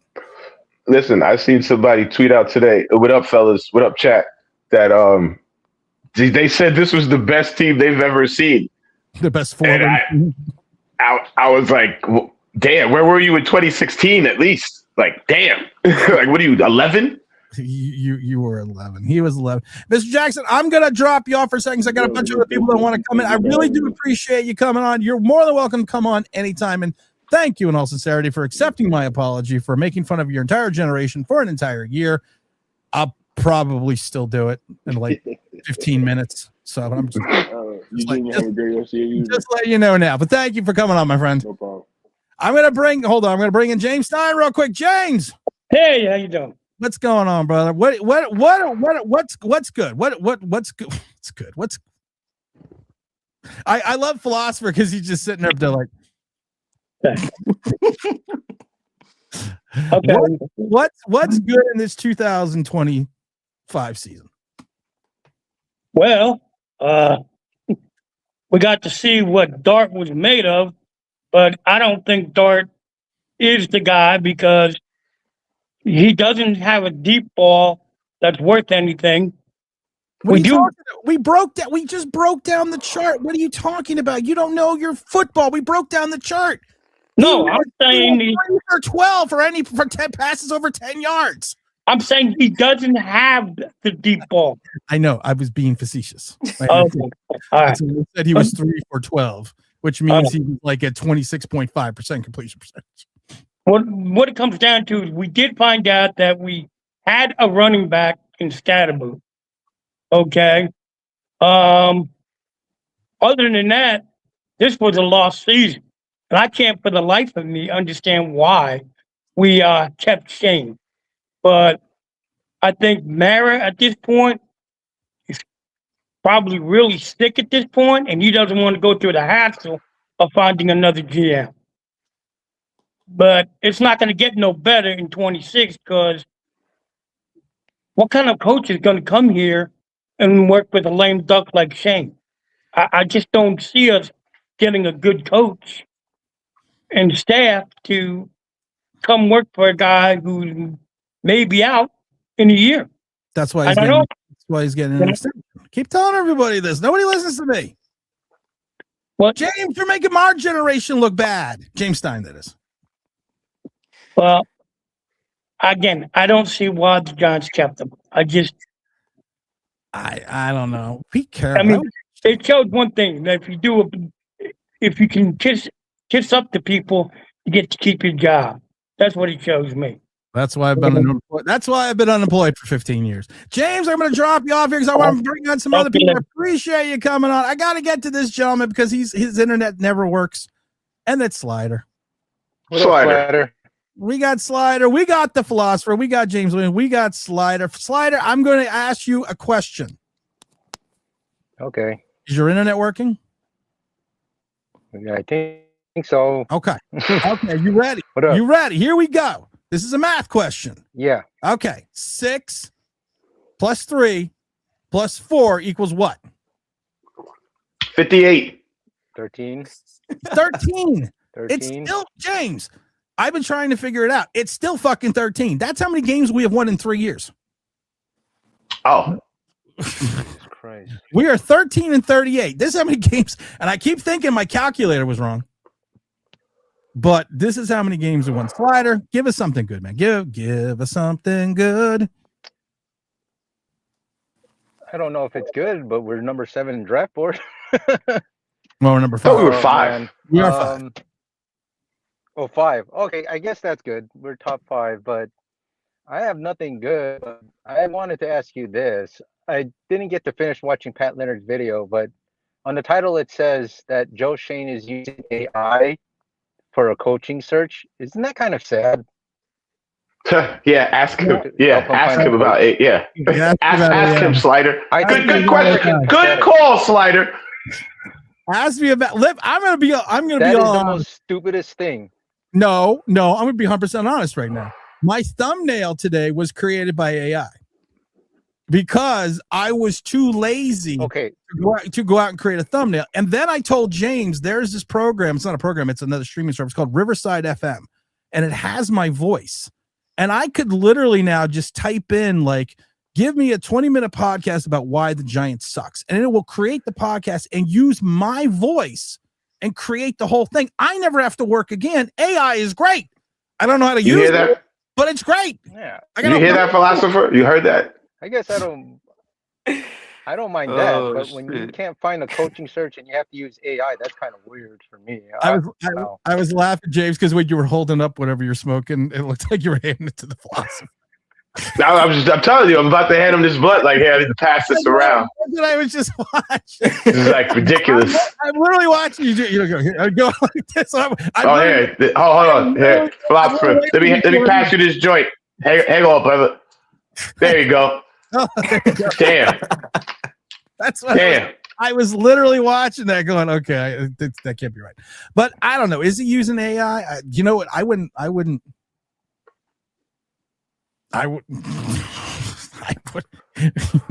Listen, at this point in time, we have 13 wins in 3 years. I would use everything I got.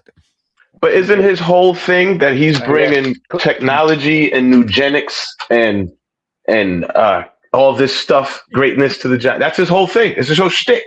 He's bringing technology and analytics and technology. He needs a testosterone boost, so he needs some eugenics. I could see that. I'm just saying, he's bringing eugenics. He's bringing all this stuff, man. He's bringing the pill. James, pass that over because this has got to be something good. Just pass over this letter. It is good. I'm telling you, you need to relax. You gotta. This is bad. This is crazy. I'll take a gummy. I don't know what to say. Yeah. I'll take a gummy later.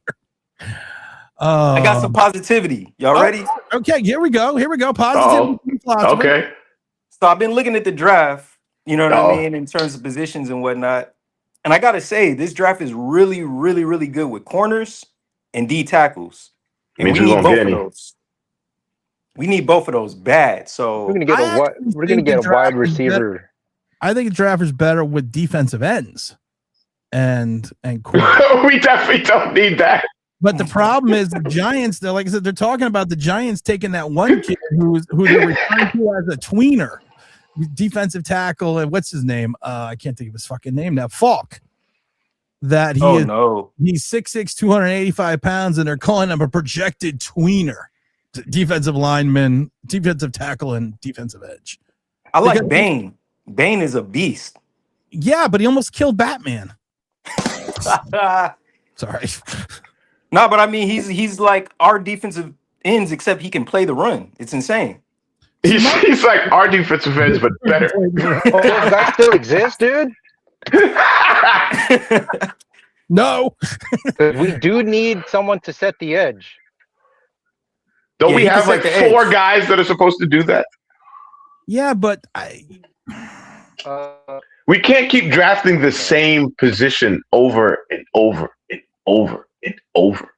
Well, the thing is this: the top defensive players right now, they're saying, and defense in the defensive end position or tackle, they're just calling them defensive tackle. I love this because it's listed as defensive tackle, outside linebacker, and defensive end. What the hell is that? Is David Bailey at Texas Tech, who is basically defensive tackle. He's a hybrid. Bane, who is a hybrid. Oh my God, we're doing this positionless football now. Falk, who I hate at 6'5", 285 pounds, he should be a defensive end. Reese, to me, has the body of a defensive end, but I hope he can play linebacker. That those are, if we're taking a look at the board, that those are going to be the top. You got the kid out of Clemson, Wood, is a true, in my mind, is a true defensive tackle, but I think he's the best defensive tackle in the draft. I know. What are you talking about? I know. What's his name? Woods. He said the kid from Clemson. Oh yeah, yeah. And I like the kid out of Miami. What's his name? Caleb. Oh yeah, he just put the wood to my boys. Yeah, he's a true defense. He's 6'6", 330, 340 pounds. He's a true defensive end. Excuse me, defensive tackle. He's a true interior guy. But I'm gonna take him like. I would take him like 25th. I'm not taking him at 5. Oh, well, that means Shane's going to take him at 5 then. I it's against my better judgment. There's a guy here who came on whose name is Jackson Fart, who doesn't have a picture. Don't do it. Oh wait! Oh, here we go. Wait a minute. All right. Hey, I didn't know you wanted me to put the picture on. I would have put. I always want you to come on camera. It's okay. Hey, but what's up, boys? What's up, everybody, man? What up? What up? What are you gonna tell us, good man? What are you gonna tell us, good? So, well, I'll say a good thing about the season, right? We ripped half of the Band-Aid off, right? We at least got rid of half of the problem. We now Joe okay. Shane. Joe? Okay, you mean firing Brian Dable? I think that was half of the battle, right? Now, if we would have cleaned completely, we probably go in positive. Hey, whatever direction that the team is going, good. Let's go in that direction. So that would be the one good thing. But I heard you ask somebody a question. I just wanted to chime in on it real quick if I could. Sure, of course. That's about like where did it go wrong? And to me, if we think back to that 2022 season, if you really remember the essence around the team, it was really a meritocracy. Like they came in and established, if you're not playing well, you're not getting on the field. They put David Sills in over damn Kenny Galladay. Right, yeah. Like, and we were getting guys like Fabian Moreau. It was truly a meritocracy where they went into a game. I gotta play this stuff. Wait a minit. Okay, well, check this out. First of all, you throwing too many big words at me. Okay, now because I don't understand them, I'm gonna take them as disrespect. All right, that was just perfect. I understand. No, but basically, your merit. Your merit is only. Yes, I know what it means. I just wanted to play the clip. He's doing it for the slow people out there. I'm doing it for the slow people out there. But if you remember, like that was truly at the essence of what the team was. They were flying to the football. Guys who were working hard were getting rewarded with the playing time, not just by your name. Now it's completely different, right? Evan Neal still on the roster, Jalen Hyatt. I mean, it's been completely a mess. But I think once they got away from that and went toward the Darren Waller signings and you just getting by on your name, they truly lost their way, and it hasn't been the same since. when you bring up the 2022 season, that of course was we had a different defensive coordinator. But we had a defensive philosophy. I think we all enjoyed Wink. I don't think they enjoyed him in the building, but I think Giant fans, we enjoyed Wink. And it was one of those things that we had talent that our defensive coordinator that went with his talent. And the fact that we went out and got Banks basically for Wink.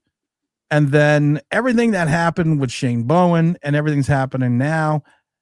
Do you guys think that we are going to come up with an identity of what we are? And if we do come up with this identity, is it going to be based on the players that are on the roster now, or what the new head coach or defense coordinator, offense coordinator wants to build around? Are we actually going to build the team a right way? I guess I'm asking. The simple no. If you bring in a Lou Anaromo, hell no. If you bring in one of these other guys, hell no. Now you bring in a Mike Vrabel, a Mike Tomlin, a tone setter, yeah. But guys like that aren't coming here. Like a Lou Anaromo who will come here, it'll be more the same. So to answer your question, I'm gonna say no. And I won't be too long-winded, but I appreciate you guys having me up, and I'll let you get other people on here. But answer that, I'm gonna say no. Man, like I said, I appreciate you coming on. You're more than welcome to come on every time. You see the link. Make sure I have the camera on. I got you. Yeah, just make sure you have your camera on. I get nervous when I don't see a picture or I don't see your face behind it. So, all right, my friend, I appreciate you coming on. James, same question. Are we gonna build this the right way and build it around a philosophy, or are we just gonna take a look at the roster and say, we're gonna just kind of do what we always do and pray to God it works? Well, just to keep it short, our identity is Joe Schoen, and until he's gone, there will be no new identity. Our identity is Joe Schoen. No, bad James. No, that just fucking ruined my whole day. But you're not going to be here. So I'm here right now. Listen, if you heard what the good brother just broke down, he actually said a lot in that short span. He said when he first came here, they were hard, players were playing hard, the coaches were holding players accountable. How did that change in a few years to we're hearing all these reports that Dabo's letting guys slide, Carter's falling asleep in meetings, our prize pick had to be suspended twice? Like, how did we go from that to where we are now with those same guys in the building? So our identity is Shane. Okay. I got an answer for that though, James. Please. Go ahead. So where we went wrong and the meritocracy just disappeared was when they gave Daniel Jones that contract that he never deserved, and they didn't give the money to our running back, Saquon. Because that just showed that the people that are the most talented, we don't pay them. We pay the people who we want to pay. Even if everybody know, or not everybody, but the people that need to know it's not the right decision. Money talks. I think you're right. I think the firing of Wink, how that went down, that was another sign to players, especially players like Banks, who were actually playing good under Wink, and other players that secretly we won't know that really liked him. Those two things are huge. But just to hear what he said, and he's right, and then to go to where we are now, what coach is going to come in here that's going to be allowed to put his grasp over the team the way he needs to, with Shane still in there in the booth, looking down like the Wizard of Oz. Yeah, I'm about to head out, y'all. I just wanted to say thanks for the time. You know what I mean? Always, man. You're always welcome to come on. Yeah, I'm about to be like James, man. I need to hit the pookie, bro. Yo, man. You could do that right here.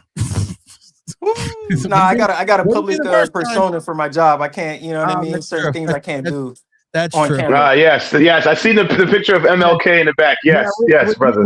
We discussed that earlier, James. Yes. All right, philosopher. I appreciate it, man. Stay easy. Okay. To Big Blue. To Big Blue 86, who sent me a private chat. I did not ask Slider a math question because he goes, "This is for OGR. Why did you ask Slider the math question?" I asked everyone the math question. I didn't Oh, no. Actually, you did ask Slider first. No, I didn't. No, I didn't. You did? All right. Because that's funny. That's funny. I asked the philosopher first. Okay, that's funny. And I texted Dom and told him to come on and check my math. But no, I did not have an OGR moment where I asked Slider a math question. That was a good call, whoever texted him. That was a good catch. That was Big Blue Forever 86. Over on, Big Blue Forever 86. Shout out. On that one platform. You just see. I'm not allowed to say his name on that one platform. Oh my God! What is someone just said? Tim, someone asked someone. Oh yeah, see, I asked. I didn't ask him because he was Asian. Okay, okay, I'm just gonna say it. All right, I asked everyone else, but that was pretty Big Blue. That was Big Blue 86. That was pretty funny. I'm not gonna lie. That was good. That was a good one. James is smoking a cigarette. It's stressful out here, Blackbird. Stressful. Blackbird also bought a Knicks hat the other day. I didn't want to wear. We are having the debate, James and I, that I got a New York Knicks coffee mug and a Josh Hart jersey for Christmas. Now, ever since then, the Knicks in the last 10 games after winning the cup are 5-5, but now we're 1-3 with Josh Hart going down. So I'm trying to figure out if I'm the reason because of the fact that I've been using the Knicks cup since we won the NBA Cup. And I was going to wear the Josh Hart jersey to see if it was a Josh Hart jersey because we're not superstitious here. We're just really superstitious here. But I was going to wear the Josh Hart jersey. But then I was like, no, I don't want to do that. But just in case it is a Josh Hart jersey because it's really nice. So I wasn't going to do that. So I just wore a Knicks hat. We'll see what happens. But tonight's a big game, like we said before. Tonight is a big day. Let's see. I see giant content creators celebrating a meaningless win against the Dallas backups. James, I don't go on other pages. You know that. So what is the feel right now from the Giants content creator community? It's just it's a gumbo. It's a gumbo. That's the best way I call it. It's a gumbo of guys. You got to play to win. You don't tank. You don't quit. It's good to get a win. Oh, as I said to you on the phone, I don't know if you said it earlier, we ended our losing streak against Dallas. They were pounding us out 9 games in a row. We finally beat them. Does it really count? Not to me, not to you, not to us here, but in the record books, technically, the losing streak is over. Guys looking to the draft, and you hear all this about the coaching candidacy and this and that, and it's just a gumbo, man. It's all over the place. Honestly, it's funny. You said you did the math with Slider and said that we won 13 games the last 3 years, but it's really only 10 games because were the Colts really trying to win last year? Were the Raiders really trying to win this year? If Dallas pulls Dak at halftime, are they really trying to win? No. So you really only won 10 games. You're right. Blackbird, your birthday is January 12th, Monday. I wrote it. Word salute. I wrote it on my calendar. I told you. I wrote it on my calendar. Falling from the first pick to the 5th pick is insane, just in a 2-week span. That's the Giant way of life. I mean, were you shocked by that? I mean, we could have gone over to 7. Yeah, that's what I thought. I thought we were going to drop to 7th because that's what I kept hearing, and then, you knew we were going to go out and, push it to the limit and beat Joe Milton. That's what we beat Big Joe, Smoking Joe Milton. We beat Joe Milton, and we who's hardly played at all this year. But, Smith. Yes. And Marcus Mariota. Did we beat Marcus Mariota? I think Marcus beat us. Oh, yeah. Marcus and Spencer Rattler beat us. That's right. I forgot. Yes. That's the thing where you could be happy about the last 2 weeks if you want. And, the other thing is it's going to carry over. Like you were talking about, you even mentioned it. It's going to carry over. It's going to trend. I've never been on a team that sucked. And then we win the last game of the year. Like, yeah, you celebrate in that moment that, all right, we got to win. We got off the side, whatever. All right. But that doesn't carry over into next year when most of those guys aren't even going to be here. Hopefully. Yeah, we so we talked about that. It's not like you're gonna sit there in 2026 week 1 and go, remember when we beat Dallas when we were 4-win season? That's gonna make us play better next year. That's people that never played the sport or any sport. I mean, that's just people who don't even know life. That's not how momentum works. If we just want to, it's freaking pointless. I agree. Let's see here. I wanted Mendoza, but I know it was not happening. That wasn't happening. I talked to Slider about that. What do you think of Kevin Stefanski? What do you think about that? I think he's going to the Raiders with the number 1 pick. I'll hit that like button. We're not hitting the like. Get 50 likes. If I can't get 50 likes, I'm not allowed to play because Joe Schoen is pretty soon going to have a press conference. Is he? He's going to have his end of the year press conference. Oh my God. So when they have the end of the year press conference, we did it the last one with the press conference. Well, I understand I understand the question. Oh, that one. That was yeah. But when we played it after, no. I am going to when the press conference is, whatever it is, I'm going to do it real time. I'm going to play the press conference real time and break it down real time. So that will be interesting. You're going to break down garbage? Hope you got your gloves on. It's called recycling. Oh, you're going to recycle the garbage. Okay. But do you have any joy for Stefanski if he came here? I mean, is there any heat from that name over in the James Williams household over sitting like, hey, Kevin Stefanski, I really think that's a good pick. Well, former coach of the year. True. That's all I got. But I'll say this. 2 things. One, how good is he if he had Baker Mayfield in the building and he decided to let that guy go? And I get it, that was technically for Deshaun, so that was like a higher up message, but still, Baker Mayfield, if you kept him, you'd probably be in a better position than you are now.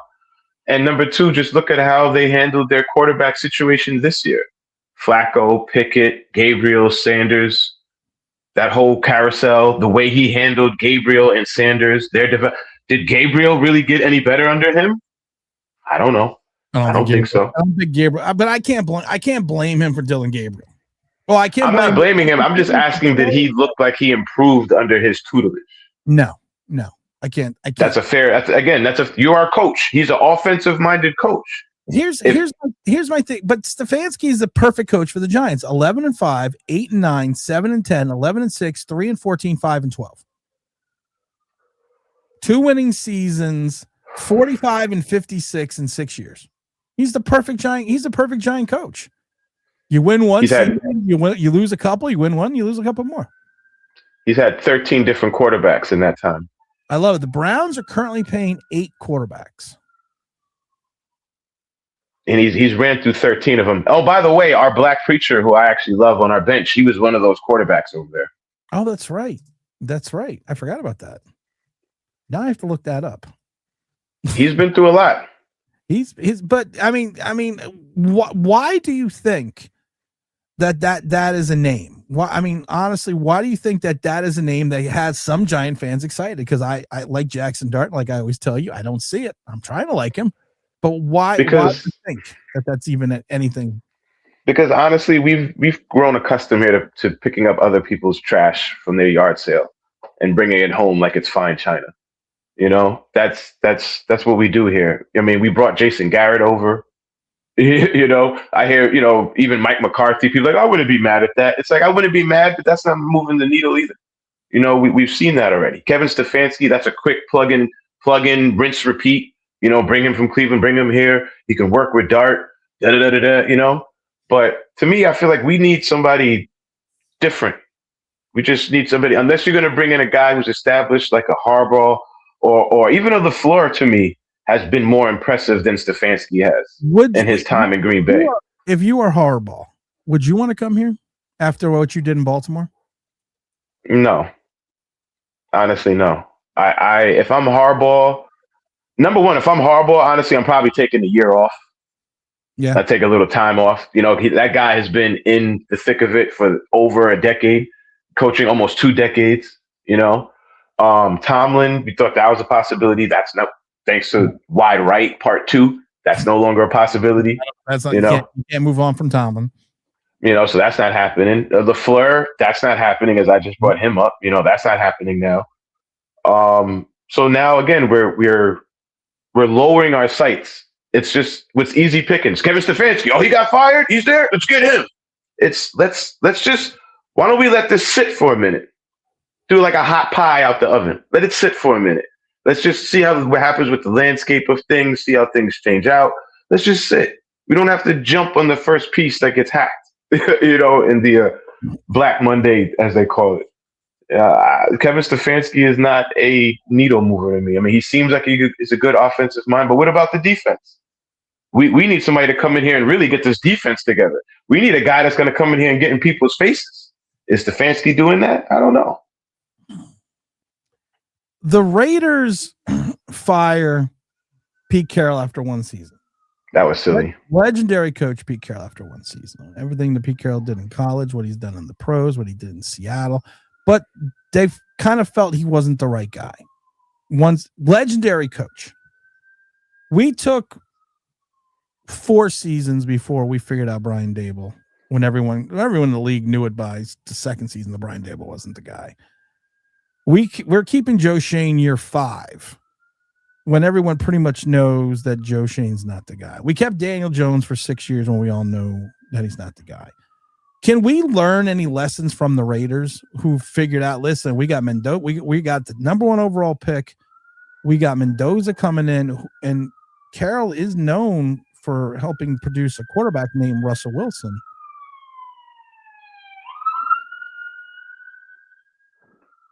Here comes the police. That's the sound of the police.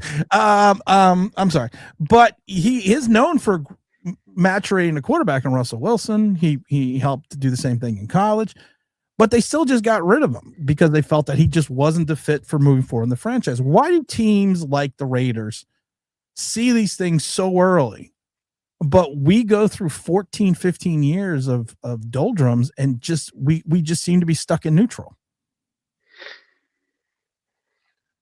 I don't know. The Raider thing was really weird because you brought in, like you said, in the analogs of football, Pete Carroll, he has a great body of work going back to college. So to give him one and done is that's odd. But, I also think that we could take a hint in our own division with the Eagles. At one point they had Doug Peterson there and Carson Wentz. Moved off of those guys when it started to get stale, didn't look like things were working. Now you have Nick Sirianni and Jalen Hurts. That seemed to work out pretty good. We seem to be following the Cowboys model. We seem to be following the Dallas playbook, which is really weird because we've never done that before. But we seem to be doing that where if you look back with Dallas, he would keep coaches and people there, Jerry, because he wanted it to work. Right. So he could say it was him. Joe Schoen, we're approaching that kind of weird territory where, no, it's me. I'm picking the right pieces. They're just not making it work. They're not making the right moves. We got to bring this guy on because he's doing it L. He represents Queens. I was raised out of Brooklyn. It's the big El Gigante. What's going on, brother? I haven't seen you or talked to you. You've been on vacation. Excuse me, except I don't see it. Oh, where's the tan? I just got to get out of the losers, the losing mentality. Everything that we touch is just we wear it every day. Like it sucks. Wow, this is another motherfucker that's depressing. This is not, dude. You come on. You're supposed to have hey, it's Christmas. I just got over Christmas. I got New Year's. I was down south. I was getting some sun. And then you're like, well, my dog died, and Joe Schoen ran over my wife's foot, and I lost my job. But you know what? At least the Giants won 4 games. Again, Joe Schoen got resigned, guys. What do you want me to say? He didn't get resigned. He just got retained. Yeah, there's a difference. He is going to get an extension, but he just got retained. He's going to get an extension. He's going to get more time. He's going to get more time, not like the people that aren't hitting the like button. We're only at 43 likes. If you don't get us up to 50, Big L's going to talk and depress us all. I'm already doing that. So.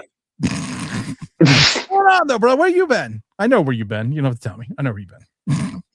No, I've been trying to get away from this cold weather, but I'm back. Yeah. Tell me something good though. Come on. This is the theme of this giant.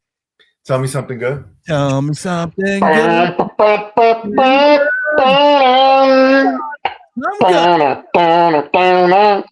Come on, tell me something good. I don't know. What do you want me to tell you? I don't know. That's why I asked you to tell me something good. Good question here. Hold on, I gotta get to this question. Shut up now. I don't want to hear you. Good question here. Tim, what's up? Is it possible that Joe Schoen stays but gets demoted? No. I was gonna say no. No, that's not gonna happen. But that's a good question though. Come on. All right, Big Al. Come on, man. Something good. Something good. I think Joe Schoen is gonna get fired in about a week. Why? Because yes, please. The coach that they're going for is gonna tell him I'm not coming into this shithole. But that's why he's getting an extension. There's no extension yet. Yeah, he's not getting an extension. Listen. No. Weeks ago, I told everyone on the stream. Now you could say like a month ago now, almost 2 months ago now. I told everyone on the stream that I spoke to someone in and around the building and told everyone Joe Schoen will be back for 2026. And it happened. And the same person told me that Joe Schoen will get an extension within the next 2 weeks. So what's the extension? A year? 1 year. But she's still a lame duck. No, because he's 2 years. Yeah, but so next year he gets fired when he's 3-14, or he gets extended because he drafted so wonderfully and all of his free agents work out. And I don't fucking believe that. That's what I'm saying. Like we're back at it. Trying, guys. I was trying to be this thing they call positive. The positive. This is the positive. I think when Mara finds out that no one's coming here because he's here. He's the stench that keeps keeping everyone away from this. And then when he finds out, they're going to pull the same thing they did in Jacksonville. James, I'm going to give you a name because he's talking. Big L's talking about the stench, but I'm going to give you a name, James, that could help with this stench. Since Big L is here, I'm going to refer to this as the Fabuloso approach to getting the New York Giants. And you know it's clean with Fabuloso. You know it's clean with Fabuloso because we have 3 different types of Fabuloso in this house. And I didn't even know the purple one. I didn't even know they had antibacterial Fabuloso. Of course they do. I'm going to give you a name. Joe Brady. Joe. Nah. Not Tom Brady. Nah. Not Tom Brady. Joe Brady. No. And that's my guy. He's over there with White Vic right now, but nah. Right over there with White Vic. OC of the Bills turned White Vic. Now he is he is an option, and there's talk about him going to Atlanta, but he has turned White Vic into an MVP. His best seasons have now been under Joe Brady. They know him in the Giant building because of Joe Schoen. Is it a stench that can be Fabulosoized? And you could still potentially have an offensive-minded head coach with a young quarterback? How about Brian Daboll already texted Joe and said, "Don't you dare go over there and work for that fucker. He's going to stab you in the back." He got me right here. Look. He got Look, they were. It's still there. Yeah, wait. He shanked me. E2 Brutus, E2. That's no, I don't know. But think about that though. If to Big Al's point, if you're looking to get out from underneath the stench and you're looking for a guy that some people, I don't personally think it, but some people say that he's the next Ben Johnson. Why not someone like Joe Brady? But isn't that what I kind of just said, where we're just repeating the same thing? You're picking from the same tree. Yeah, we got Schoen and Daboll from that tree. You threw out one apple because you didn't like it. Now you're going to pick the other pear. Pears and apples don't even grow on trees together. No, I don't like that. To be perfectly honest, I zoned out for a little bit. So you might have seen that. I zoned out for a little while, but I'm back. 125 people watching, so I'm back. I'm just saying that's not a No, and Joe Brady actually he calls some really great plays, like in Buffalo. I'll say it. He really honestly does. He's a great coordinator. Now, but again, but wait, think about this about Joe Brady for a second. What he's done with Cooks, and you're a big White Vic follower, so you follow the Bills. I follow the Bills. Yeah, I do. Do you think the Bills have a top 15 wide receiving core? Hell no. No. Do you think they have a top 15 tight end? Maybe. Kincaid is pretty good though. Yeah, but is he a top 15? Is he a top 15 tight end? I don't know if they're around 15. They're around there. Right around there. Talent that elevates that whole team. We'll say they have like a receiving core between like 20 and 25. Buffalo. Yes. We'll say he has a top 15 tight end, but he has maybe a top 5 running game because of what's his name? Because of Cooks. Cooks. So this is a guy that is working with a not so talented wide receiving core, a pretty good tight end, and a running game. Why couldn't the Giants do that? Emulate that with Joe Brady in New York? Because we don't have Captain America at quarterback like they do. Yeah. I know. I know. And that's it. You're right. Thank you for playing. Thank you for playing. Do not pass go. Where is right there? Oh, Mac is going outside. Hold on, he's going outside. Let the damn dog out of the cage. Let the dog. Oh, shut up! I'm taxing out of the crate. Ralph. I like the Joe Brady to Atlanta though. Bijan, Pitts. Okay, but wait a minute. Why Joe Brady to Atlanta but not New York? Because they have more weapons. Okay. All right. Why would he come here? They have Bijan Robinson, Kyle Pitts actually woke up a little bit at the halfway point of the year with Cousins, Drake London. You want to come here and listen? As much as people love Cam Scottaboo, I got to see that guy on the field again before, but not just in some Uggs saying "Go blue, Big Blue." You know. And again, when he was here, he was not Ahmad Bradshaw. He did not have 100-yard game. Okay. Because what was the stat, James? Every game too. What was the stat, James? That Tyrone Tracy has had the Tyrone Tracy is the first and last running back to have a 100-yard game. It was Tyrone Tracy. He just did it in the last game, and he was the last one to do it last year. Right. Yeah. Not Cam Scottaboo, kids. John says being at the right place at the right time, taking advantage of an ailing owner. That's what really upsets me. All this talk is Shane's being retained because Amara's health is terrible. Here's the thing, and I've said this before, and like I said, we do wish John Mara well. We do hope for a speedy recovery from his cancer, but the Giants sucked before he had cancer. So I'm not trying to be cold and callous, but I don't think cancer has anything to do with the Giants sucking. No, it has nothing to do with the price of tea in China, unfortunately. Right. No, I mean, and that's how the Giants operate, though. Like, that's how they've always been operating. Chris, Chris Love of MMA says the only he's got a positive. Of course, he's working at a smoke shop. The only positive and the only good thing that Shane has done for us is Brian Burns. He's worth every penny, and hopefully he will be long term for us. But that was Dan. That wasn't even Shane. That was Dan. That was Morgan. Dan Morgan. That was Dan Morgan coming to him. That's like you're walking down New York City and somebody goes, "Hey, you want to buy a Rolex?" And he goes, "A Rolex? No. Is it from China? It's a Folex. A Lex Roll?" Let me tell you something. I'm walking down 42nd Street on Saturday. I bought a Rolex yesterday because I was joking with my son. And I bought him a Rolex. I said, I'm going to buy you a Rolex. We're walking down 42nd Street, and the guys with the briefcases are there. And I go up to him, and I grab the Mariner green. I go, how much for this? He goes, $125. Now, mind you, I am wearing a Knicks jacket, a Knicks hat, and I'm looking like myself. And I asked him, I said, do I look like I just fell off the turnip truck from Arkansas? I said, I will give you $20. The guy's like, 100. I said, my mama only gonna let me spend 30. And he's like, oh, you're not gonna get, this is a real Rolex. And that's what I told him, it's a real Bolex. So I love it. And I asked him, I said, where's the box? Well, I don't have the box. Well, of course he's saying in Jamaican accent, I'm assuming. So I got a Rolex, a real Rolex, according to this guy, for $40. Okay.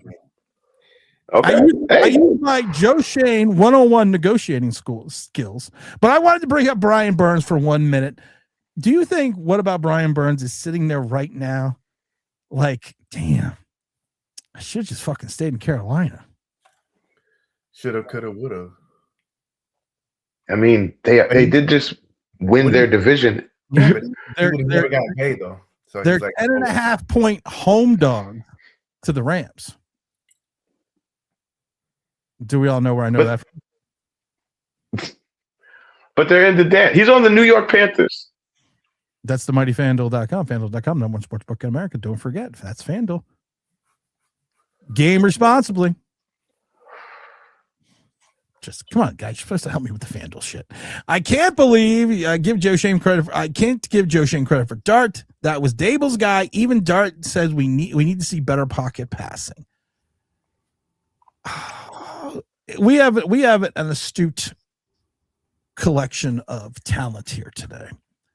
And I'm going to ask you the Dart question that I ask. I'm going to ask you the Dart question. Oh, the Dart question. The Dart question.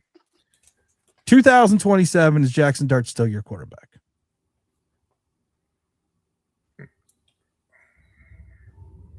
Is Joe Shane still there? No, it's not your turn. That's James is the black guy.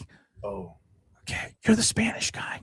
We have to have all the demographics. Me no speak it the English.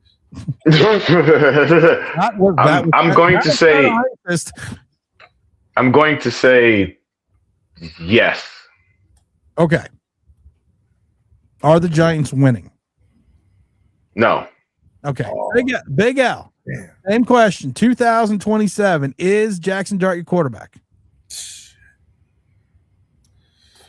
Projecting what I see now and what has happened over the last 5-7 years, nope. This is the vicious cycle of the Giants. We're going to get rid of Shane in about a year or two. Then they'll get rid of the coach. And here we go again. We'll draft another one and another one and another one. And I agree because I've showed this before. Jackson Dart's, this was his big game versus the Raiders. He was 3 for 12 for any pass over 10 yards. All of his passes, all of his completions are between -2 and 9 yards. This is not an NFL pocket passer. This is not an NFL. And I'm going to say this again. I don't know how many times I need to keep showing these charts. This is every week. He is 70% passes from -3 or -2 to 8. From 10 to 20, he goes down per percentage to 45. From anything over 20, he completes 24% of his passes. This is the league has got film. They're going to figure it out. Pretty soon, he's going to have to go to ZipRecruiter.com, ZipRecruiter.com/audio. Try it for free, especially if you're looking for that perfect person. That's ZipRecruiter.com. Let's make sure I put ZipRecruiter in there as well. But that's why I said he's going to be here. Because if you look at, like what Big L said, look at the Giants timeline, how we operate. Shane is going to be here. He's going to hire his coach, which is not going to be a strong-minded guy, probably. It's going to be a guy that is going to go along with the Shane philosophy, whatever that is. It's going to be a yes man. Next year, we only won 4 games technically this year. So if we win 6-7 games next year, Shane will go to Chris and John and say, look, it's improvement. That will get him another year. Well, technically, he did improve from 2024. 2024 was 3 wins. Okay. He went to 4 wins. Technically, and now we have our quarterback of the future, right? Yeah. So this year he's going to say it's kind of a wash, for Dart's development. Next year he'll have a mini camp. He'll be the starter. We'll get Neighbors back. He'll have Cam back. He'll add some more weapons. But if he wins 2 or 3 more games, that'll be more improvement. He'll be here another year. Actually, better yet, he's going to say, look, what did Daniel Jones do his rookie year versus Dart rookie year? And he'll say, look, I have a better quarterback than what we had before. I didn't even draft this guy. And he's probably going to throw out you made me sign this guy. But honestly, and everyone knows how much I hate Daniel Jones because I don't think he's a good quarterback. Honestly, Daniel Jones had a better rookie season as a passer than Jackson Dart did. It's not even close. And he won more games too. And he won more games, and he did not throw a hospital ball for his star wide receiver and best friend running back. You guys are Giant fans, of course, and I want to read the Mara Tisch statement. We all remember what they said after the 2024 season, that we are not going to stand for another season like this year, so there are going to be massive changes. The Mara Tisch joint statement reads, the 2025 season has been deeply disappointing, and the results on the field have not lived up to the standards this organizations and fans expect. As previously stated, Joe Schoen will remain as our general manager and continue to lead our football operations and our search for a new head coach. Continuity and stability in the front office is important to our progress. We believe in our young core of talent, which is we can build around for future success. When you guys hear that, what do you think? Because you heard last year, John Mara saying, "Listen, we're not going to deal with this anymore. We are not going to be put in this losing situation. If we're in the same spot next year that we were last year, there's going to be massive changes." Well, you're in the same exact spot. If anything, you might be worse, even though you won one more game. But you know how they operate. It's all about spinning it. It's all about optics, and it's all how they spin it to you, right? So his major changes, we got rid of Dable. He was the skunk. He was the one who brought us all this losing, and we got to give Shane a chance because, stability is how we operate, is what we think the future will bring because we're a stable franchise. And that's how they spin things. It's all about the optics that they put on the table so people could, say yes, and they get like zapped or something like, yes, more continuity, yes, another 2-3 years, yes. And it's just the hopium. They just give you that hopium, and everybody's like, smoking it. And that's what we've been for the last, let's be honest, 7 years? James, do me a favor, and because he's depressing me, pass the Deutsche to the left-hand side. Oh, sorry. Because he's depressing me. he's depressing me. So I want to make sure we take care of that. This is a good one right here from Mr. Ocean. He didn't struggle this year, Jackson. He just doesn't have an arm talent. Next year, we'll have to deal with a D coordinator who will have tape on him and possibly could have fooled if the offensive line is bad. I don't see the arm talent with Jackson Dart. He threw the hospital ball to Malik Neighbors. We played it millions of times. He threw the hospital ball to Cam Scatterbo. Ball placement reminds me of Daniel Jones. We've said it before. He looks like he's throwing the fucking javelin when he goes deep because he's got to torque up so much to get the ball to throw the ball short. I mean, I said a name earlier in the stream. I don't think you were around that he kind of reminds me of, but I think this guy had more talent, and that's Robert Griffin III. But Robert Griffin, even with the talent that he had, the league figured him out. Yes, injuries were part of the issue early in his career, but the league figured him out real quick. And I think RG3 has massively more talent than Jackson Dart, but he was figured out to be more of just a running quarterback. Well, the arm talent between the two is not even close. It's number one. RG3 had a big arm. It's not even close. And again, we're talking about quarterback position here, on an NFL level, not a college level where, who was it? Was it Shanahan? Who was their coach with RG3? And he did that whole offense and modeled it around him. Kind of sounds like something Dable was doing here with Dart, very eerily. That's kind of, and as soon as Dable got unfortunately let go, and then Kafka, the great quarterback whisperer, took over Dart. The game plan seemed to go out the window.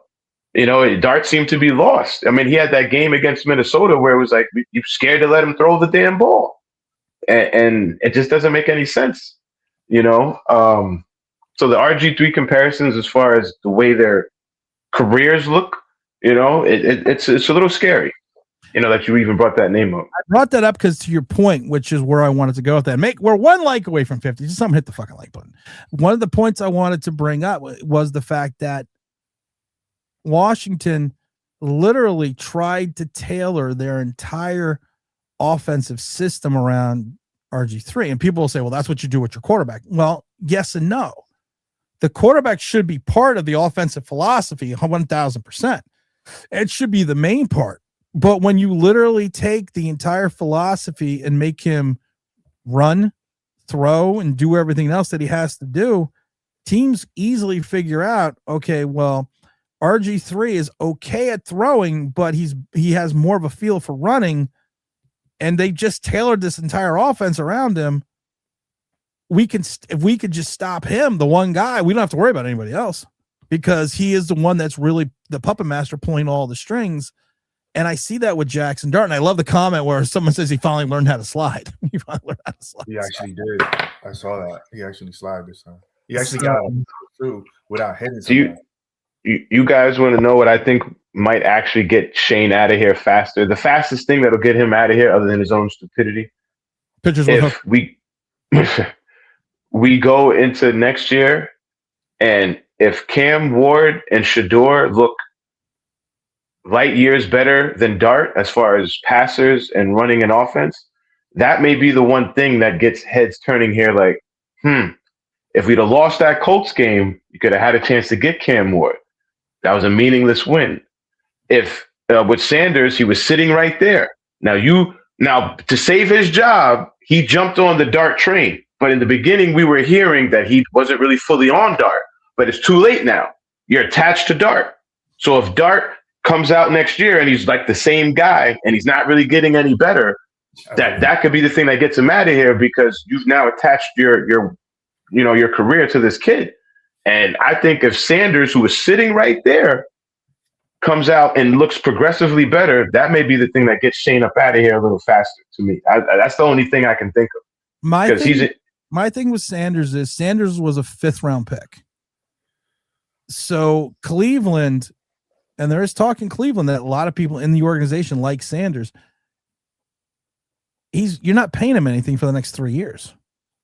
We traded up to get this guy, and we're paying him 1st round money. And they always say if you draft a rookie quarterback in the 1st round, you have to win the first 4 years, because after that you're fucked. But to your point, James, if Sanders in year 2 or 3 is playing lights out, Cleveland is winning, and he's still on a Jalen Hurts rookie deal, even though Jalen Hurts was a 2nd rounder, he's still on a 5th round rookie deal. It's going to look like Cleveland's going to look like they're going to look like fucking geniuses. Listen, I listened to some Browns podcasts real quick for Big L jump in, but they fired Stefanski because part of the people in the organization favor Shador. Yeah. That's why Stefanski got fired. There's no big mystery there about, no, it's because of the way he treated Shador, and people see promise in Shador. That's why Stefanski's up out of here. I will say this about Shador. So does that mean that Stefanski's coming here? Shut up. Whatever you're smoking, give it back to James. I am literally going to say this about Shador Sanders, especially as a rookie quarterback. I watched a lot, just out of morbid curiosity, when Sanders started, because I have the NFL ticket thing. I watched all the Cleveland games. I watched all of his games, and I saw the good games, and I saw the bad games, and I still love it because he puts up 400 plus yards and 4 touchdowns against the Titans. And, Giant fans like Bad Dog are like, well, he did it against the Titans. And then Bad Dog comes out and goes, well, if Jack Dart puts up 270 yards and 3 touchdowns against the Raiders, people are going to say it's against the Raiders, but it's still a good game. Okay. But one thing I would say about Shador Sanders as a rookie that I have not seen from a rookie in a long time, that motherfucker stands in the pocket.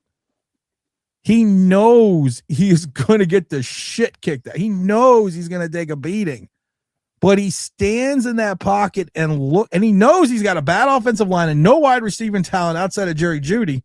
And Jerry Jeudy has 10 plus drops this season. Jerry Jeudy is their Darius Slayton. Good point. He stands in that motherfucking pocket and looks downfield. And I have not seen that from a rookie quarterback in that type of situation in the last 30 years. And I think to James's point, if you listen to some of the Cleveland radio and their their social media, there's a very loud segment, not even amount, because the fan base loves Shador. Yes. And they were throwing the rollies in the sky, waving them high, wanting this kid to play. I'm gonna get my phone when I'm bringing it down for the next stream. Your Lex Rowe, yeah. But they wanted him in there, and it was Stefanski who didn't even give this kid scout team reps. He did not get meaningful. Shador Sanders did not get meaningful reps since training camp. He wasn't running the scout team. And they threw this kid out there because the injury to Dylan Gabriel, and people were like, well, look, he sucks. The kid hadn't played since the preseason and wasn't getting any reps in practice. And he still hangs in that pocket. And I watched him, and then you watch some of his throws from the pocket, and you're like, okay, this could be bad for Giant fans. He started the year 4th on the depth chart and now has a chance to be the franchise quarterback going into next year. If that doesn't impress you, I don't know what is going to impress you with a young quarterback, honestly. Again, he didn't have a whole offense tailored around him, as we just pointed out with Dart and Dable. Dable, that's games, charges, and all that. Those are the first 3 drives are perfectly mapped out for Dart when Dable was here. Perfectly. I think we scored or went down the field the first 3 or 4 games he played in under Dable in the first quarter. Shador didn't have that. I want a quarterback that can come in when I'm like, here, do a MacGyver. I'm going to throw you a rubber band, a stick, and bubble gum. Disarm this nuke. Just do something. Do something. That's basically what they did with Shador. Ryan, I got to get to this. I thought I was young. Ryan, you must be young. The issue with Michael Vick had nothing to do with rolling out to the right. The issue with Michael Vick had to do with killing dogs. And he didn't study film. And he didn't study film, and he went to prison. That's what derailed Michael Vick's career. Now, if you want to talk about Rick Meyer out of Notre Dame in Seattle, Seattle took him out of Notre Dame in the first round, had a good rookie season, thought he was going to be something special. Then the league got film and figured out he couldn't throw left. So what did they do? The league just jammed everything to the right. And then within 3 years or 2 years, he was traded out of Seattle to the Bears, and he went to the Jets. Then he became a journeyman because the league figured out he couldn't throw left. Well, and then it also helped that he had Andy Reid with him too, kind of survived. Yeah, resuscitated his whole. He did resuscitate his career, but Sanders was. If you look at Sanders' career until he decided to get caught with the dogs, rolling to the right wasn't his problem. Even if we go back to Virginia Tech, the problem was he was never an accurate pocket passer in college. He only has a career percentage of like 56%. But his problem was, to James's point, he didn't really study film. I mean, he was not a he admitted that. Yeah. And he was just like, let's run. Everything was like, if it wasn't there, I'm running. Yeah. That sounds familiar, Big L. Wow, you're very observant. Yeah. Sounds like somebody else we know. Yeah. Except he's not as fast. Yeah, and he's not as elusive as Vic. We all know that. Yeah, no, not even close. Michael Vick was on a different level. Elusive. I think Dart sometimes looks for the contact. I swear to God. I think he's like white. He has white Vic, Josh Allen mentality where he's looking for the. It's just insane. It's like, go down, young man. Is Jackson Dart better than Marcus Vick? Is who? Yeah, Marcus Vick. I'll say that. Marcus Vick was Michael Vick's brother. Yeah. Both played at Virginia Tech. He went to Miami. Yeah, of course. Yeah. Okay. I just want to check. Just throw that out there. I like throwing out obscure references because that's I know that's a good one. That's a good one. That's what we do here on this show. But he's not Seneca Wallace. Okay, we're not saying that. He's not Seneca Wallace. Of Trubisky, to be quite honest. That's who. When Trubisky was playing in Chicago. Yeah, but Trubisky threw for over 4,000 yards. Trubisky he's like to stand in the pocket, and Trubisky seemed a little more stockier than Dart. I don't know why. He reminds me of Daniel Jones. His biggest issue Trubisky had since the Bears game. Well, he didn't throw. He threw for 3,000 yards twice. I'm sorry, but his biggest issue Trubisky was decision making. He kind of froze. This is a guy that's also got a 65% completion percentage for his career. But his biggest issue was actually making decisions, because his thought process was, if it's not there, I'm going to Daniel Jones. He was Daniel Jones before Daniel Jones. If it was not there, I'm going to run. But I still have more confidence in Dart than Daniel Jones after year one. I'll be honest. That's not saying much. It's not saying much, though. But he hit on a great point where we've been. But it's like a girl who's. Go ahead, El. That's our floor. That's been our floor. Like we just had bad quarterback play. We've had everything gone bad for the last 7-8 years. You mean to tell me that this is not an upgrade over what we have? I mean, I have to be honest. From his rookie season, if you count rookie seasons, no, it's that's not what we can go by, right? I mean, if I'm comparing rookie seasons, Daniel Jones had a much better rookie season as a passer than Jackson Dart. He threw for over 3,000 yards, 62% completion, and 12 interceptions. Right, and I'm just saying, as an overall game, I have to say that Jackson Dart looks more promising than Daniel Jones did. I'm gonna hate to say this. I'm gonna hate that. This is gonna hurt. This is going to hurt. If I am looking at the two quarterbacks and way both of them played, and both of the ways they played under different systems and the talent around them, I'm going to. So you're saying Daniel. I'm just waiting for the fucking bolt of lightning. Daniel Jones showed more consistent practice and the ability to be an NFL quarterback than Jackson Dart has shown as a passer during his rookie season. And everyone knows how much I love Daniel Jones and how much I love Daniel Jones after his rookie season. But after year one, Daniel Jones to me was a more polished, proficient passer than Jackson Dart has ever been this entire season. And if you have to compare the two and say which one, if you take away the history of what we know Daniel Jones became, and you just compare them each to rookie season, I would say to me, Daniel Jones would have been a better prospect. Do you know what we're doing right now? We're doing the thing where we're having like a therapy session for one of our friends, and he's talking about which two of his exes were better, the one that beat on him or the one that cheated on him all the time. And it's like, yeah, I guess one is less than the other, but they both suck.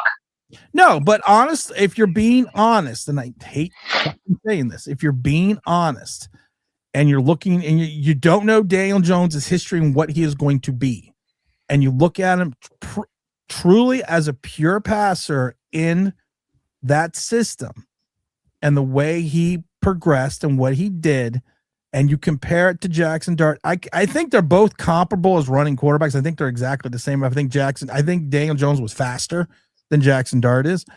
But if you look at it from a passing perspective, it just fucking hurts. I was like, just shut the fuck up, because your mouth won't even let you say it. Look at it. You're stumbling right there. Did you see that shit big out? He's like,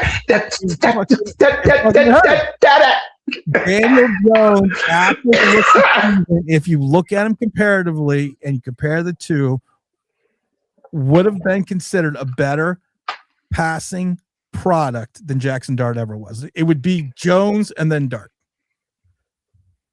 You want me to take the guy who can't run straight or the guy who doesn't know how to run out of bounds? No, but I'm saying not knowing what he is going to be.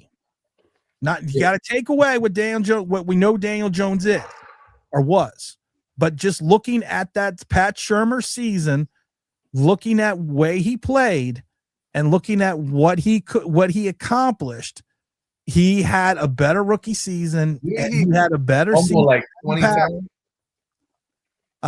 He also threw for 300 yards 4 times. And how many times did Jackson Dart throw for?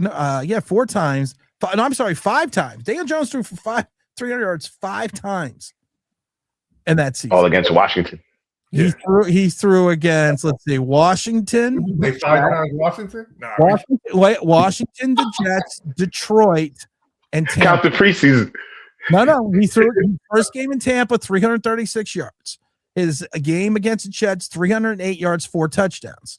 His game against Washington, yes, 352 and 5. Then a game against Philly, 301 and 1 touchdown. So he had if you got to look at it from this perspective, and I'm trying, like I said, I always tell people, I'm going to be honest with you. He was a better passing prospect coming out of his rookie season than Jackson Dart ever was this entire year. So basically, you're saying that he unlocked Darius Slayton because Darius Slayton was his wide receiver during that time. Yep. Okay. Yeah. So, but that I'm just saying that's if we look at it from that and anyone that's followed this show the last 4 years, literally I've just died a little inside. But that's kind of what he just said, Miguel. As bad as Darius Slayton has sucked here with Dart, he played better with Jones. That's what you're saying. Dart is so bad that he makes people praise. I'm not praising Jones. I'm just saying. No. Did you see him? He was stumbling. He was like. I'm just saying, as passing prospects, if you look at year one and take out the history, Daniel Jones was a much better passing prospect than Jackson Dart ever was. Say, well, kids, I got some heroin and I got some coke. Brings me to my next point. Don't smoke crack. Well, we're way past that point. I like this one. I blocked the number of the Giant ticket office. Hey, I took off auto renew.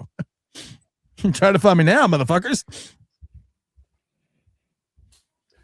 Here we go. From a purely physical standpoint, DJ is 6'5", good accuracy, good speed. His brain never worked under pressure. No, but like I said, we're just saying after that rookie season.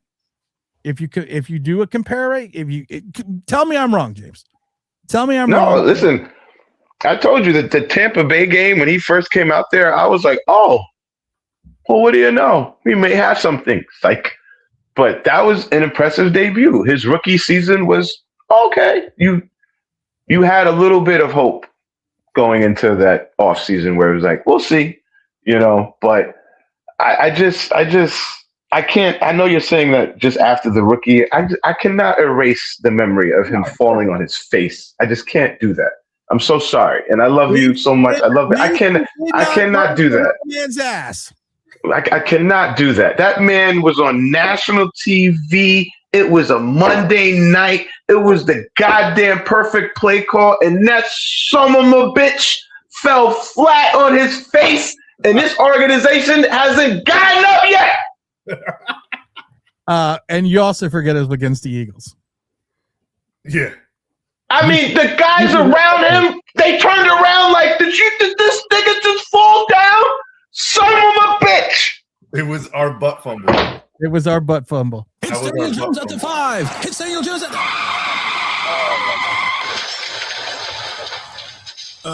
never mind. We haven't gotten off the ground since.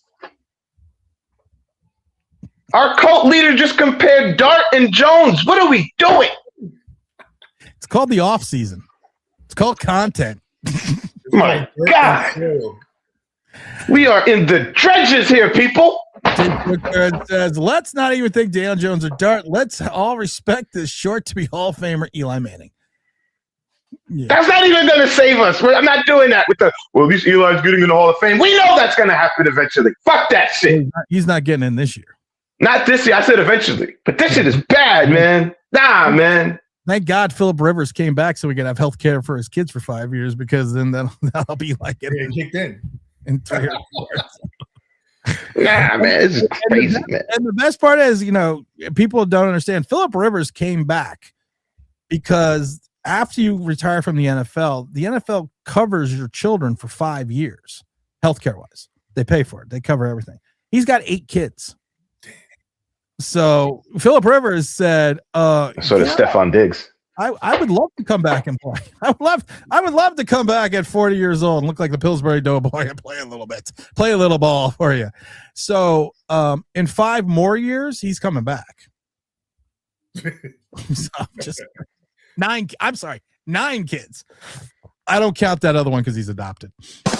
I don't know that. That's messed up.